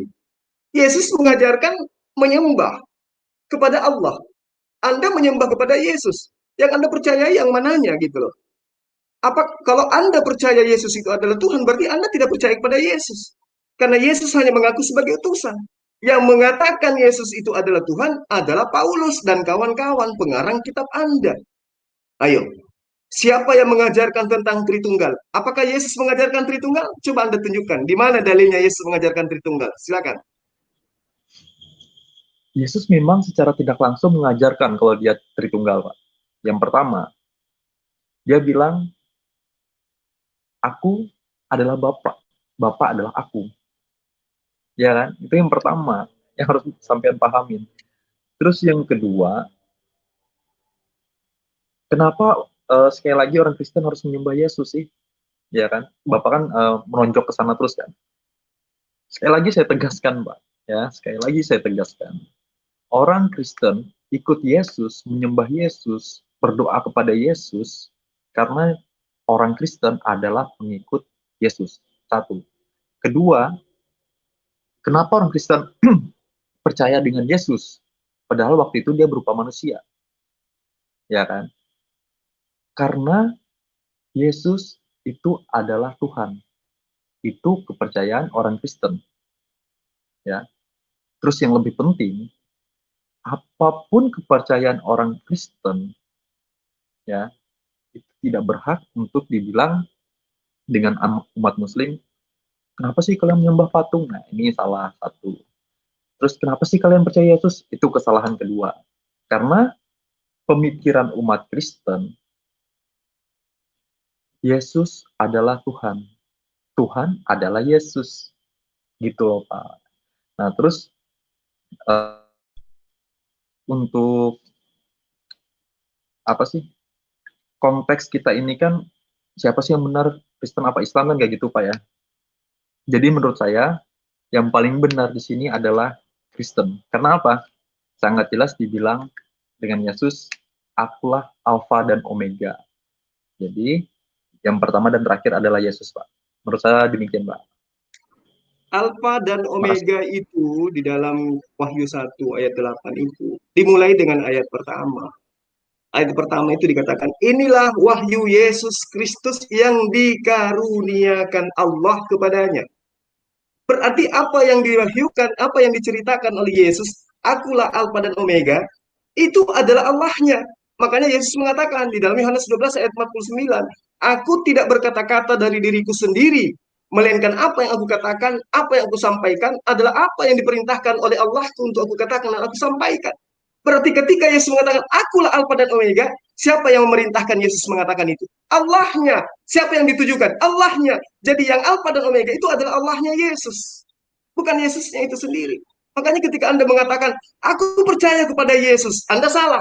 Anda tidak percaya Yesus. Kalau Anda percaya Yesus, Anda tidak mungkin menjadi Kristen. Satu. Di Antioquia pertama kali kata Kristen itu muncul. Siapa yang mengajarkan kekristenan? Apakah Yesus? Tidak. Anda hanya mengklaim saya percaya kepada Yesus karena Kristen itu artinya adalah percaya kepada Yesus, pengikut Yesus. Nah, kalau Anda pengikut, Anda tidak mungkin menjadi Kristen. Kalau Anda pengikut, Anda akan menjadi Yudaism, menyembah hanya kepada Allah, puasa, sunnah, dan seterusnya yang dilakukan oleh Yesus. Makanya Yesus mengatakan, aku mengenal muridku, mereka mengenal aku, mereka mendengarkan perkataanku dan mengikuti aku. Anda tidak mengikuti, Anda malah menyembah. Apakah ada Yesus mengajarkan dirinya menyembah kepada dirinya? Anda sudah mengatakan tidak. Lantas kenapa Anda menyembahnya? Itu karena kami percaya. Loh, kalau Anda percaya, berarti percaya kepada perkataannya. Di mana dia mengatakan, hanya ada satu yang baik, kata Yesus dalam Matius 19 ayat 17. Apa itu? Turutilah perintah Allah. Nah, sekarang Anda menyembah Yesus bukan perintah Allah. Anda makan babi bukan perintah Allah. Anda ibadah hari Minggu bukan perintah Allah. Apapun yang Anda lakukan di dalam ajaran Anda tidak berdasarkan atas perintah Allah. Sementara Allah mengatakan di dalam Ulangan 1 sampai ayat 6 itu sangat jelas dikatakan bahwa orang yang mengasihi Dia akan mengikuti perintah-perintahnya. Nah, sekarang Anda mengikuti perintah siapa menyembah Yesus? Silakan. Tunjuk oknum, siapa yang memerintahkan Anda menyembah Yesus? Aduh, Bapak ini lucu. Jadi yang harus berkali-kali kelihatan saya kasih tahu ini, Pak. Ya. Tadi Bapak bilang kan, ya, pengikut Yesus itu kenapa harus menyembah Yesus? Wah, sekali lagi saya tegaskan ini karena kepercayaan orang Kristen adalah dia sang juru selamat. Ya, Pak ya, catat. Terus kalau Bapak nanyakan hal seperti itu, maka saya akan menanyakan hal yang baik, yang kebalikan dari ini, Pak. Ya, kenapa kalau orang Islam percaya dengan Muhammad, dia juga nyembah Muhammad, mengikuti cara-cara Muhammad, kayak gitu loh, Pak. Jadi pertanyaan ini menurut saya pertanyaan yang lucu, Pak. Ya. Nah, terus yang kedua, tadi ditanya, siapa yang menyuruh kamu makan babi? Padahal Yesus tidak menyuruh kamu makan babi. Ini statement yang salah. Sekali lagi statement yang salah. Karena dari awal Yesus sudah menyuruh umat manusia apa yang ada di bumi, di air, ya, di udara, itu semuanya bisa dimakan. Karena manusia berkuasa atas dia, Pak. Ya, dia yang dimaksud dia di sini siapa? Dia itu adalah makhluk-makhluk yang lebih di bawah daripada manusia. Ya, contohnya seperti hewan-hewan. Itu Yesus yang merintahkan, Pak. Makanya saya bantah perkataan Bapak yang Yesus tidak pernah mengajarkan makan babi. Memang Yesus secara tidak langsung tidak mengatakan itu babi bisa dimakan dan segala macam ya. Tapi Yesus sudah berstatement, apapun yang ada di bumi itu boleh kamu kuasain, termasuk dimakan Pak ya. Tuh. Nah, terus pertanyaan saya lagi nih Pak, yang supaya kita aja Pak ya, ini supaya kita mencari kebenaran aja ya. Mungkin dalam agama Kristen tidak dibenarkan untuk menyembah berhala ya. Islam juga mungkin dianjurkan demikian ya. Tapi, nah yang saya nggak habis pikir dan bolak-balik berpikir secara logika, padahal Islam tidak mengajarkan untuk menyembah berhala. Tapi kenapa saat orang naik haji, mohon maaf nih untuk saudara kita yang Islam, untuk sampai naik haji mereka malah mengutari batu hitam, terus mencium batu hitam. Nah maksudnya itu apa? Demikian Pak, itu pertanyaan saya Pak. Silakan ditanggapi Pak. Terima kasih.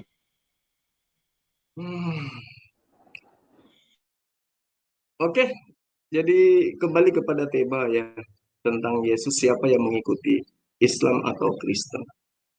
Anda mengatakan Kristen, di dalam iman Kristen itu diajarkan begini dan begono. Berarti Anda tidak percaya kepada Yesus. Anda percaya kepada ajaran Kristen. Nah, apakah Yesus itu Kristen? Bukan. Yesus bukan pengikut Yesus. Yesus adalah penyembah Allah, penyembah Bapa, penyembah Hasem. Jadi siapa yang menyembah Yesus? Itu adalah penyembah berhala. Yesaya, di dalam Yesaya 43 ayat 10. Engkaulah saksi-saksiku. Tidak ada Tuhan yang dibentuk sebelum aku, dan tidak ada Tuhan dibentuk setelahku. Jadi yang membentuk Allah Bapa menjadi manusia, Kristen. Berarti mereka memberhalakan Yesus. Contoh, di dalam Yesaya 44 ayat 10. Siapakah mereka yang membentuk Allah, lalu menuangkannya ke dalam patung? Mereka semua akan kubuat malu. Siapa itu? Kristen. Makanya saya katakan, Anda boleh bangga mengaku percaya kepada Yesus, tapi dasar apa Anda mengatakan Anda percaya? Sementara Yesus mengatakan A, Anda mempraktekkan C. Yesus mengatakan C, Anda mempraktekkan Z. Ya. Mengenai mengelilingi mesbah, mengelilingi bait suci, baca kitab Mazmur. Bagaimana kemudian Daud mengajarkan untuk mengelilingi bait suci, sujud menyembah kepada Allah dengan menghadap ke bait suci. Tapi itu bukan dalam materi yang kita sedang bahas. Nanti minta kepada moderator, kita bahas ini. Satu, masalah poligami. Dua, mengenai haji. Nanti akan saya utarakan. Kembali kepada tema. Ketika Anda mengatakan, dalam iman Kristen, Yesus Kristus itu adalah Tritunggal. Apakah Yesus pernah mengajarkan Tritunggal? Anda mengatakan tidak. Lantas, apa yang Anda bisa jadikan acuan untuk maju melawan saya, membuktikan bahwa Anda lebih mengikuti Yesus daripada saya? Saya sholat, Yesus sholat. Saya sujud dalam beribadah, Yesus sujud dalam beribadah. Yesus sunat, saya sunat. Yesus berpuasa, saya berpuasa. Yesus menyembah hanya kepada Allah, saya menyembah juga hanya kepada Allah. Yesus mengkitabkan kitab Torah, mengajarkan Injil. Saya pun demikian, mengimani Torah, mengimani Injil. Anda, apa yang Anda ikuti dari Yesus? Coba, kalau Anda menjabarkan ajaran Yesus, apa yang Anda jabarkan saat sekarang? Anda hanya menjabarkan iman Kristen, iman Kristen, iman Kristen. Yang Anda harus fokus adalah siapa yang mengikuti ajaran Yesus, Islam atau Kristen. Anda cuma mengajarkan Kristen, Kristen, Kristen, tapi Anda tidak bisa menyambungkan antara ajaran Yesus dengan ajaran Kristen. Tidak ada sinkronisasi di situ. Makanya Anda tidak bisa menjawab. Malah Anda hanya ya cengar-cengir ketika ditanyai. Karena memang dasar pijakannya jelas. Kristen bukan ajaran Yesus. Yesus tidak pernah mengajarkan Kristen. Silakan Anda tanggapi. Ya, ini kesesatan berpikir, Pak. Padahal tadi sudah di awal saya jelaskan. Asal muasal nama Kristen itu adalah pengikut Yesus, paham Pak ya? Bapak harus cari dasarnya dulu nih. Nah, terus kenapa orang Kristen harus menyembah Yesus? Ya karena kepercayaannya tadi, Pak. Sama halnya Islam. Kenapa dia percaya dengan Islam? Karena dia ada Muhammad tadi kan, yang mengajarkan tentang Islam. Gitu loh, Pak. Nah, terus yang masalah berhala segala macam yang sampean bahas. Yang saya pengen pertanyakan di sini, ada kah orang Kristen yang menyembah berhala, menyembah patung segala macam? Tidak ada, Pak. Itu hanya simbol, ya. Nah, terus eh gimana ya, sampai nih pola berpikir sampai nih yang saya nggak bisa nangkep. Keyakinan seseorang coba sampai obah menjadi keyakinan sampean, itu yang menurut saya gimana ya, nggak care lah, nggak masuk akal lah. Jadi kenapa saya dari tadi ketawa? Karena pola pikir Anda, pola pikir Bapak ini, Pak Jul ini, itu dibolak-balik. Pertama, kalau orang Kristen harus mengikuti Yesus, tapi bukan menyembahnya. Nah, kesesatan berpikir seperti ini yang salah menurut saya, Pak. Sama halnya, kenapa orang Islam sholat segala macam, menyembah Muhammad segala macam, kan kayak gitu, Pak, pola berpikirnya, Pak. Jadi, gimana ya? Saya lagi, Yesus itu kepercayaan orang Kristen, iman Kristen itu Tritunggal. Ya, Tritunggal. Jadi Bapak nggak bisa menghakimi kalau Kristen itu salah kepercayaan, nggak bisa Bapak hakimin seperti itu. Gitu Pak, tanggapan saya Pak. Silakan Pak, disambung Pak Jul. Oh iya, sorry, saya ngantuk. Jadi gini, Anda coba paparkan aja deh. Yesus menyembah kepada Allah. Kristen menyembah kepada Yesus. Nyambungnya di mana coba? Silakan. Yang bilang Yesus menyembah Allah itu siapa Pak? Itu yang pertama saya pertanyakan ya. Yang saksi hidupnya atau yang melihat lah, atau dalam kitab Alkitab inilah, adakah Yesus itu mengajarkan menyembah Allah? Itu loh Pak. Nggak ada sama sekali Pak ya. Yang Yesus ajarkan di dalam kitab ini, bagaimana caranya menjadi orang-orang yang benar. Ya, Yesus mengajarkan perintah-perintahnya. Itulah kenapa umat Kristen menyembah Yesus. Karena di mata orang Kristen, Yesus itu Tuhan. Gitu loh, Pak. Jadi, saya agak lucu kalau sampean bilang orang Kristen pengikut Yesus kok menyembah Yesus, padahal Yesus menyembah Allah. Nah, yang menyembah Allah ini siapa yang lihat gitu loh, Pak. Terus siapa yang mengajarkan? Dan di Alkitab tidak ada pernah dibahas kalau Yesus itu bersahadat, Yesus itu menyembah, sembahyang atau apa ya, sholat gitu loh. Nggak ada Pak. Itu hanya statement sampean aja gitu loh Pak. Makasih Pak. Oke. Di dalam Matius 4 ayat 17, Yesus mempraktekkan sujud. Yesus mempraktekkan berdoa. Lalu dia angkat tangannya. Ya Bapakku, jikalau sekiranya mungkin, ya Bapakku, ya Tuhanku, ya Allah. Eli, Eli, lama sabaqtani. Tuhanku, Tuhanku, mengapa engkau meninggalkan aku? Yesus berdoa kepada Tuhannya. Kristen berdoa kepada Yesus. Coba Anda sinkronkan. Itu gimana ceritanya Anda bisa disebut sebagai pengikut? Yesus menyembah kepada Tuhannya, Anda justru menyembah kepada Yesus. Anda disebut sebagai pengikut itu dari sisi mananya coba? Silakan. Karena dasarnya Yesus sudah berkata kepada pengikut-pengikutnya, ya, kalau dia ini adalah juru selamat, ya, yang diutus oleh Bapaknya untuk menebus dosa umat manusia. Garis bawah ya Pak ya. Dia diutus oleh Bapaknya. Terus dia mengeluarkan statement lagi Yesus. Bapak itu adalah aku. Aku adalah Bapakku. Statementnya. Terus yang statement yang terakhir yang lebih jelasnya, sebelum Abraham, aku sudah ada. Itu kata Yesus. Sekarang logikanya, sebelum Abraham, aku sudah ada. Logikanya Pak. Abraham aja belum ada, Yesus sudah ada, kan kayak gitu. Berarti Yesus itu adalah Tuhan. Gitu loh Pak. Terima kasih Pak. Salomo di dalam Amsal 8 juga mengatakan, sebelum langit digariskan, aku sudah ada. Coba. Kalau Yesus yang mengatakan itu salah. Yang mengatakan itu adalah pengarang Yohanes. Yohanes mengatakan, Yesus berkata, sebelum Abraham ada, aku telah ada. Jadi yang mengatakan kepada Anda itu adalah Yohanes, bukan Yesus. Yohanes mengatakan, wahai saudara Hendra, Yesus berkata. Nah, kalau Salomo tidak, dia langsung yang mengatakan, aku berkata kepadamu, sebelum langit digariskan, aku telah ada. Hebat mana kira-kira dari Salomo daripada Yesus? Nah, sekarang Yesus Pak, menyembah kepada Tuhannya. Anda menyembah kepada Yesus. Saya minta sinkronnya di mana? Yang Anda sampaikan itu hanya mengimani Yesus sebagai Tuhan itu sendiri. Dengan penjabaran, aku adalah Bapa, Bapa adalah aku. Itu dalam perspektif apa Yesus mengatakan itu? Sementara dia nyata berdoa. Kalau dia berdoa, berarti dia bukan Bapa. Untuk apa dia berdoa coba? Untuk apa dia berdoa? Untuk apa dia takut kepada malaikat? Kenapa dia harus sujud kepada Tuhan lagi? Kenapa dia mengajarkan cukup menyembah hanya kepada Allah saja? Satu-satunya Allah yang benar adalah Engkau yang ada di langit, sementara aku adalah utusanmu. Yohanes 17 ayat 3. Itu dalilnya jelas. Jadi kalau Anda mengatakan Yesus ada sebelum Abraham ada, Salomo lebih hebat. Aku ada sebelum langit digariskan. Aku ada sebelum samudra itu ada. Lebih hebat mana Salomo dengan Yesus dalam perkataan seperti itu? Silakan.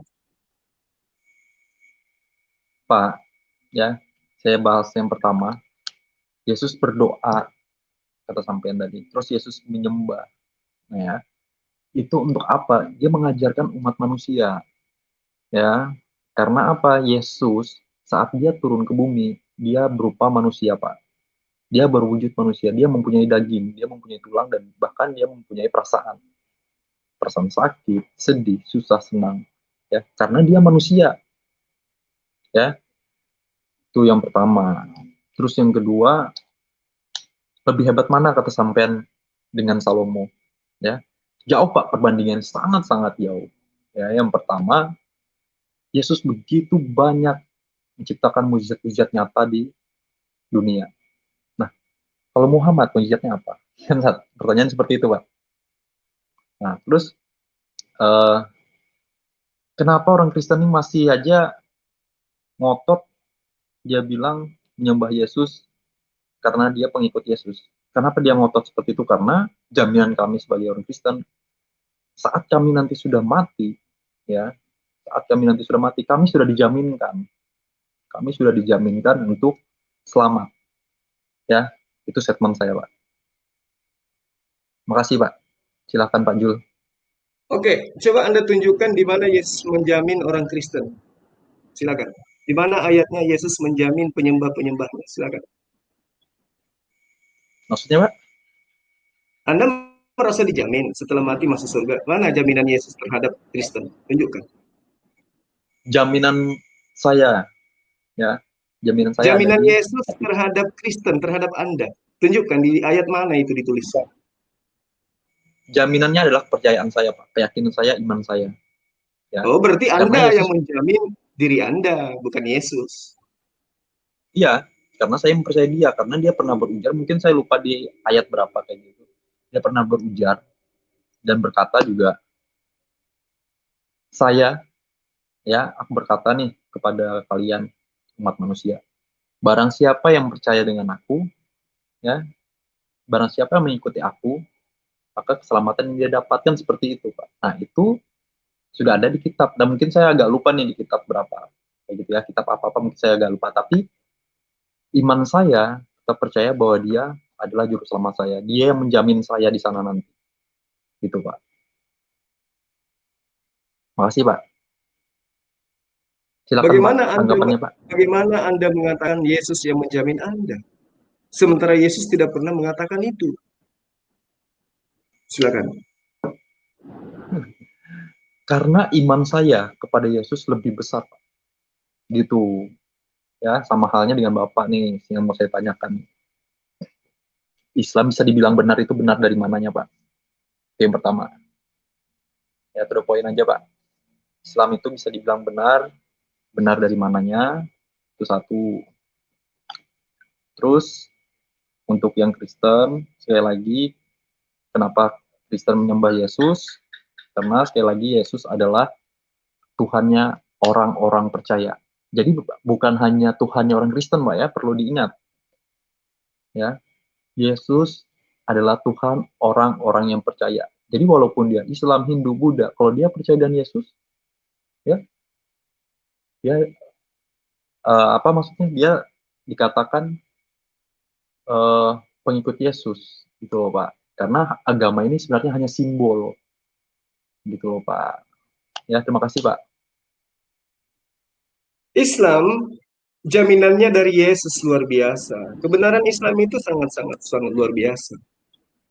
Di dalam Yohanes 17 ayat 3, tertera dalam kitab Anda malah. Hidup kekal itu adalah mereka mengenal Sang Pencipta, satu-satunya Sang Pencipta, dan mengenal Yesus sebagai utusan Sang Pencipta. Titik. Apakah Islam percaya kepada sembahannya Yesus? Bahwa dialah Sang Pencipta satu-satunya, tidak ada yang lain? Yes. Apakah umat Islam percaya Yesus itu adalah utusan Allah? Yes. Dua syarat terpenuhi. Berarti Islam dijamin selamat mendapatkan hidup kekal. Kristen, apakah Anda percaya bahwa satu-satunya Tuhan sembahan yang benar itu adalah yang disembah oleh Yesus? Tidak. Karena Anda juga menyembah Yesus. Nah, apakah Kristen percaya bahwa Yesus itu adalah utusan Tuhan? Tidak.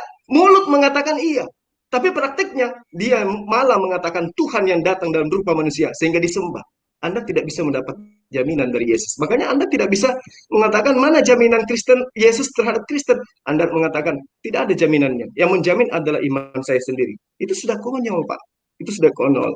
Kebenaran itu harus ditegakkan sesuai dengan ajaran Yesus. Yesus katanya jalan, keselamatan, dan hidup. Ikuti instruksi Yesus. Kalau dilarang makan babi, jangan makan babi. Diperintahkan sunat, lakukan apa yang diperintahkan. Itu jelas. Nah, kembali kepada tema kita. Nyata bahwa hanya Islamlah yang mengikuti apa yang pernah Yesus ajarkan. Kalau di Kristen, apa yang pernah Yesus ajarkan yang dilakukan oleh Kristen saat sekarang? Silakan. Ya, saya mau tanya sesuai yang statement sampean tadi, hanya Islam yang mengikuti ajaran Kristus. Itu Kristen enggak ya? Itu versi sampean kan? Betul, Pak. Nah, yang saya tanyakan dulu, Pak, ke sampean, apa-apa aja sih yang sudah diikuti Islam itu? Sehingga sampai ngeklaim bahwa Islam aja yang mengikuti ajaran Kristus. Itu loh, Pak, yang saya bingung dari tadi. Gitu. Jadi, ini Pak, apa ya, saya sampai pusing menjelaskannya ini ke sampean. Karena kepercayaan orang Kristen itu sampai nggak dapat mengubah atau menggoyahkan, karena memang kepercayaan orang Kristen, ya, yang namanya kepercayaan dan keyakinan itu susah diubah, Pak, ya. Dia memang percayanya dengan Yesus, gitu loh, Pak. Karena dia sudah dijamin oleh Yesus. Terus, kenapa dia harus menyembah Yesus? Karena memang dia pengikut Yesus. Sama dengan halnya Bapak. Bapak pengikut Muhammad, makanya Bapak menyembah Muhammad. Kan seperti itu, Pak. Mengikuti cara Muhammad. Kan seperti itu, Pak. Itu Pak tanggapan saya, Pak. Ya, makasih, Pak. Oke. Umat Islam itu tidak menyembah Muhammad Shallallahu Alaihi Wasallam. Itu yang perlu Anda pahami. Kami pengikut Rasulullah Muhammad Shallallahu Alaihi Wasallam, bukan penyembahnya. Seperti dengan murid-muridnya Yesus yang asli, dia mengikuti Yesus, mereka tidak menyembah Yesus. Hanya Kristen lah yang menyembah Yesus. Nah, kembali pada tema kita. Tunjukkan satu yang dilakukan oleh Anda yang pernah dilakukan oleh Yesus. Silakan. Sorry, Pak, suaranya putus-putus, Pak. Ulangi pertanyaannya, Oke, Pak. oke, saya ulang. Tunjukkan satu yang pernah dilakukan Yesus yang Anda lakukan sekarang. Silakan. Suaranya putus-putus nih. Kalau saya nggak salah dengar nih, apa yang dilakukan Yesus dan yang saya ikutin perilaku Yesus gitu ya? Ya, dan Atau Anda gimana? ikuti sekarang. Gimana sih? Putus-putus suaranya, Pak. Apa yang Yesus lakukan, yang pernah Yesus ajarkan, yang sekarang Anda juga lakukan. Silakan. Banyak hal, Pak. Banyak hal, Pak. Saya katakan saya adalah orang yang berdosa. Itu yang pertama. Saya tidak akan mengakui diri saya orang yang bersih. Saya orang yang berdosa. Makanya Yesus hadir untuk orang-orang yang berdosa. Nah, terus apa sih dari kehidupan saya yang saya bisa ambil dari ajaran Yesus? Banyak hal, Pak. Pertama yang saya ambil sampai hari ini adalah mengasihi orang-orang sesama manusia. Saya tidak pernah dendam, saya tidak pernah bermusuhan dengan orang, saya selalu mengasihi mereka. Itu yang pertama. Walaupun secara tidak langsung saya tidak dapat membantu mereka secara personal, tapi setidaknya saya hadir memberi solusi buat teman-teman apabila dapat masalah. Kayak gitu, Pak. Ya, itu kan termasuk ajaran Yesus, Pak. Terus untuk pertanyaan ke Bapak ini, ya, yang sampai tadi saya nggak dapat jawabannya ini. Islam kata Bapak tadi adalah mengikuti ajaran Yesus sudah benar, Kristen enggak. Nah, benarnya Islam mengikuti Yesus itu di mananya, Pak? Itu loh, Pak, yang tadi saya nggak dapat jawabannya, Pak. Tolong dijawab, Pak. Silakan, Pak. Yohanes 17 ayat 3. Hidup kekal itu adalah mereka mengenal engkau satu-satunya Allah yang benar dan mengenal aku yang engkau utus sebagai utusanmu. Islam sudah lakukan itu. Itu contohnya. Bagaimana dengan Kristen? Apakah Anda melakukan perintah menyembah hanya kepada Allah dan mengakui Yesus hanya sebagai utusan? Silakan. Tidak. Karena orang Kristen percaya bahwa Yesus itu adalah Tuhan. Ya. Karena begitu banyak mukjizat yang dia tampilkan di dunia, ya. Begitu banyak mukjizat yang dia tampilkan di dunia, yang dia hadirkan di dunia, makanya orang Kristen percaya. Maka yang Kristen mengikuti dia dengan cara menyembah dia. Karena dengan menyembah dia, kita lebih dekat dengan dia. Gitu loh, Pak. Ya mungkin statement Bapak yang bilang Islam sudah mengikuti Yesus, mengikuti hanya dengan satu ayat itu aja nggak, Pak? Atau ada yang lain-lain halnya segala macam gitu loh, Pak? Tolong lebih perjelas, Pak. Makasih, Pak. Silakan, Pak. Tujuan daripada orang beragama itu adalah mendapatkan hidup kekal. Syaratnya satu, mengenal Allah satu-satunya Tuhan yang benar dan mengenal Yesus sebagai utusan Allah. Sudah selesai. Nah, sementara Anda mengatakan tidak. Berarti Anda tidak menemukan hidup yang kekal. Sudah selesai sampai di situ.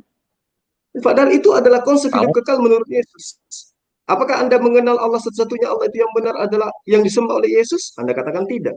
Apakah Anda mengakui Yesus itu hanyalah sebatas utusan? Anda katakan tidak. Berarti Anda tidak menemukan hidup yang kekal. Makanya tidak ada jaminan Yesus kepada Kristen.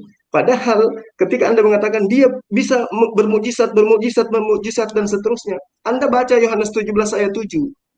Mereka sekarang semua tahu bahwa semua yang ada pada diriku berasal daripada engkau yang telah mengutus aku. Jadi tidak ada milik Yesus. Semua diberikan oleh yang mengutusnya. Makanya umat Islam itu tidak menyembah Yesus, tapi mengakui dia sebagai utusan Tuhan. Yang Tuhan itu adalah yang telah mengutus Yesus. Nah sekarang, kalau Yesus tidak menjamin Anda untuk selamat, apa yang menjadi acuan Anda mengatakan Anda akan diselamatkan? Silakan. karena iman saya selamat, Pak. Gitu. Sekali lagi, kalau di Indonesia ini agama itu kan wajib, Pak. Ya. Sekali lagi agama itu wajib, yang harus ada tertera di KTP, Pak ya. Nah, jadi yang namanya kepercayaan orang dalam beragama, kita tidak bisa menentukan agama mana yang benar, keyakinan mana yang benar. Tapi, ya sekali lagi, versi saya, agama tidak akan membawa kita ke dalam surga atau neraka. Tapi yang bisa membawa kita ke surga dan neraka adalah apa? Sifat dari manusianya sendiri. Ya. Nah, dan sifat dan kelakuan manusia sendiri itu ditampilkan dengan gambaran Tuhan dari Pak. Gambaran Tuhan siapa? Ya Yesus. Kalau dia mengikuti Yesus, saya jamin malam ini saudara-saudara kita dijamin oleh Yesus hidup yang kekal bersama Yesus, Pak. Termasuk Bapak. Coba. Terima kasih, Pak. Ya, Anda buktikan aja dulu. Buktikan kalau Anda itu adalah orang yang dijamin selamat oleh Yesus. Silakan Anda ngomong. Saya sampai hari ini, puji Tuhan, saya masih diselamatkan oleh Yesus, Pak. Puji Tuhan. Karena Yesus pun berkata, dalam kitab pun ada, saya mungkin lupa ayatnya berapa, Injil apa, saya lupa. Tapi saya ingat banget, Yesus berkata, jaminan pengikut Yesus, jaminan ikut Yesus itu adalah mati. Tapi saya percaya Yesus sudah hadir ke dunia ini ya untuk menebus dosa-dosa manusia yang berdosa seperti saya dan Bapak mungkin. Nah, terus yang menjadi perbandingan sebenarnya, Pak. Ya, menjadi perbandingan antara Islam dan Kristen itu apa sih? Kalau di Kristen dia hanya mempercayai dengan kitab. Ya, yang diajarkan Yesus yang dituangkan melalui kitab, Alkitab, yang dituang melalui Alkitab. Nah, kalau Islam, dia kan mempunyai 5 kitab, Pak ya. Kalau tidak salah 5 kitab. Nah, Kristen ini kan ada di keempatnya, Pak ya. Yang kelimanya baru Al-Quran kan ya. Kalau nggak salah nih, mohon diteliti nanti. Nah, makanya kepercayaan Islam itu kepada Muhammad yang mengajarkan Islam. Kan seperti itu. Tapi bagi yang percaya dengan Yesus, dia hanya Baik. percaya dengan Terima kasih Pak Hendra, karena waktunya sudah habis. Jadi mohon maaf kami stop. Jadi mudah-mudahan nanti bisa di lain kesempatan bisa ikut kembali untuk memberikan tema yang insya Allah bisa menjadi pelajaran untuk pemirsa semua. Jadi temanya harus sesuai dengan data-data yang sudah ditentukan. Tapi nggak apa-apa, karena ini luar biasa ilmu yang bisa kita dapatkan menjadi manfaat juga buat kita. Nah, sekarang gilirannya Ustadz Zulkifli M. Abbas, masih ada waktu untuk memberikan closing statement mungkin. Nanti sekalian memang sekalian closing statement ya. Jadi mohon maaf Pak Hendra tidak bisa berbicara lagi. Silakan waktu dan kesempatan kepada Ustadz Zulkifli. Waktu dan kesempatan kami berikan. Silakan. Baik, terima kasih. Jadi gini, saudara Hendra Niko. Yesus itu adalah oknum yang diimani oleh umat Islam dan juga diimani oleh sahabat-sahabat Kristen. Perbedaan di antara kita kemudian adalah umat Islam mengimani Yesus sesuai dengan ajaran Yesus. Sahabat Kristen mengimani Yesus tidak sesuai dengan ajaran Yesus. Anda percaya kepada Yesus bahwa Yesus itu adalah Tuhan. Tetapi Yesus sendiri tidak mengatakan dan tidak pernah mengajarkan kalau dirinya itu adalah Tuhan. Nah, Islam percaya kepada Yesus berdasarkan perkataan Yesus. Di dalam Matius 7 ayat 22, ayat 23, yang saya bacakan kepada Anda. Yesus berseru. Ya, dia berseru kepada murid-muridnya. Tidak semua orang yang menyeru dan memanggil aku sebagai Tuhan akan masuk ke dalam kerajaan Allah, akan masuk dalam kerajaan apa? Akan masuk ke dalam kerajaan Bapa, melainkan dia yang melakukan kehendak Bapakku yang ada di surga. Itu diterangkan di ayat 21. Lalu kemudian di ayat 22-nya dikatakan bahwa orang-orang Kristen itu berseru, Tuhan, Tuhan, bukankah kami bernubuat demi namamu, mengusir setan demi namamu, dan mengadakan banyak mujizat demi namamu. Ya, lalu dikatakan di ayat 23-nya, Yesus menekankan kepada orang-orang yang menyeru kepada dirinya itu Tuhan. Pada saat itulah aku akan berterus terang kepada Hendra Niko dan teman-temannya. Enyahlah kau daripadaku. Aku tidak pernah mengenal engkau. Engkau semua engkau semua adalah pembuat kejahatan. Apakah Islam akan diusir? Tidak. Apa dasarnya Kristen mengusir Yesus? Islam menyembah kepada satu-satunya Allah yang benar, yang menciptakan alam semesta. Yang Yesus sebut Bapa karena dia menggunakan bahasa kaumnya. Islam menyebut Allah karena menggunakan nama kaumnya. Bahasa di mana Allah memperkenalkan diri kepada kaum yang datang belakangan. Lalu kemudian Islam mengakui Yesus sebagai utusan Tuhan. Apa dasarnya Yesus mengusir Islam? Tidak ada. Bagaimana dengan Kristen? Menyembah Yesus. Diusir. Ya, diusir karena kenapa? Yesus tidak pernah mengajarkan itu. Kristen bermujizat, bernubuat, mengusir setan, mengajak orang mengacu Kristen, tapi Yesus tidak pernah mengajarkan itu. Makanya Yesus akan mengusir orang-orang yang menyerunya Tuhan, orang-orang yang bermujizat demi nama Yesus, mengusir setan dengan nama Yesus, bangga menyembah Yesus, akan diusir oleh Yesus. Itu dalilnya jelas, bukan di Al-Quran. Kalau dalam Al-Quran, ya Bani Israel, inni Rasulullah ilaikum. Hai Bani Israel, sesungguhnya aku ini adalah utusan Allah kepadamu. Karena dia adalah utusan, maka kita tidak pantas untuk menyembah. Ya, terima kasih untuk Ustadz Zulkifli yang bisa memberikan closing statement yang begitu luar biasa, juga menjadi pelajaran juga untuk kita. Semoga kedua narasumber ini diberikan kesehatan, kemudahan dalam segala urusannya untuk terus bisa memberikan ilmu dan berbagi nanti di lain kesempatan.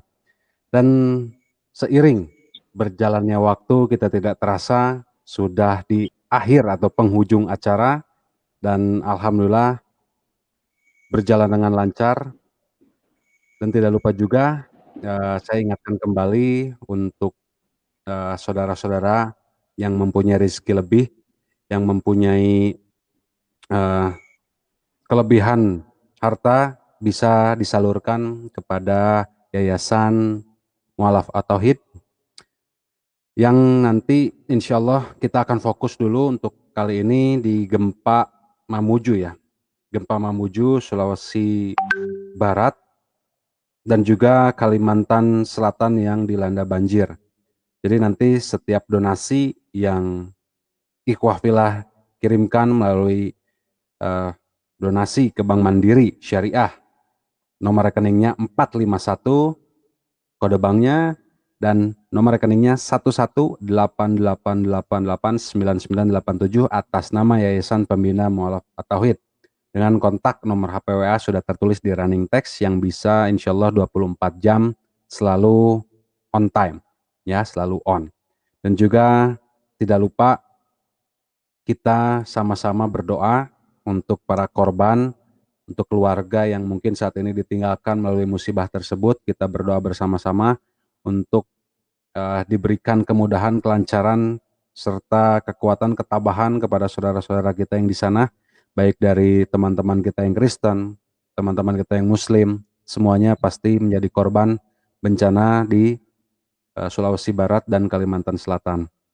Jadi sekali lagi, yuk kita sama-sama berdoa, kita minta kepada Tuhan pencipta kita untuk meminta kekuatan serta lindungan agar kita pun jauh atau dijauhkan dari segala musibah, karena musibah itu hanya milik Allah dan atas izin Allah kita semua bisa diberikan kenikmatan, karena di balik musibah pasti ada kenikmatan.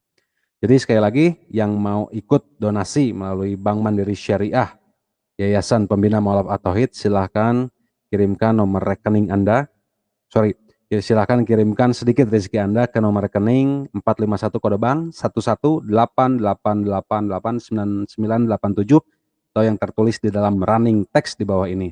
Nah, bagi sahabat beriman semuanya, baik dari teman-teman yang Kristen maupun yang Islam, jika ingin seperti kedua narasumber ini berbicara di atas ring Geraha Mu'allaf, silakan daftarkan diri Anda di link yang sudah tertera di masing-masing channel. Daripada ngetik jempol capek, mendingan ikut ngomong ya, dengan tema yang mungkin ada yang baru-baru lagi nih ya, karena penonton setia Geraha Mu'allaf ini luar biasa, begitu setianya menonton sampai habis. Dan jangan lupa juga channel yang ikut serta menyiarkan 24 channel ini jangan lupa di subscribe, karena insya Allah setiap hari kita akan tayangkan narasumber-narasumber yang luar biasa ya. Masya Allah. Oke, mungkin segitu dulu saja yang bisa saya sampaikan kepada dua narasumber. Saya ucapkan banyak-banyak terima kasih sudah meluangkan waktunya, sudah meluangkan tenaganya, sudah meluangkan pikirannya, dan mudah-mudahan narasumber ini bisa menjadikan warna baru dalam dunia dialog lintas agama. Semoga apa yang disampaikan dari para narasumber ini dapat menjadi wawasan baru serta hidayah bagi kita semua dalam menelusuri kebenaran yang hakiki. Terima kasih saya ucapkan juga kepada semua penonton yang sudah meluangkan kuotanya, sudah meluangkan waktunya untuk menonton acara ini. Semoga Allah membalasnya dengan sebaik-baiknya balasan. Terima kasih, untuk itu saya ucapkan jazakumullah khairan. Wassalamualaikum warahmatullahi wabarakatuh. Wabi ayala birobikuma tu kaziban. Assalamualaikum warahmatullahi wabarakatuh. Terima kasih, Pak Hendra.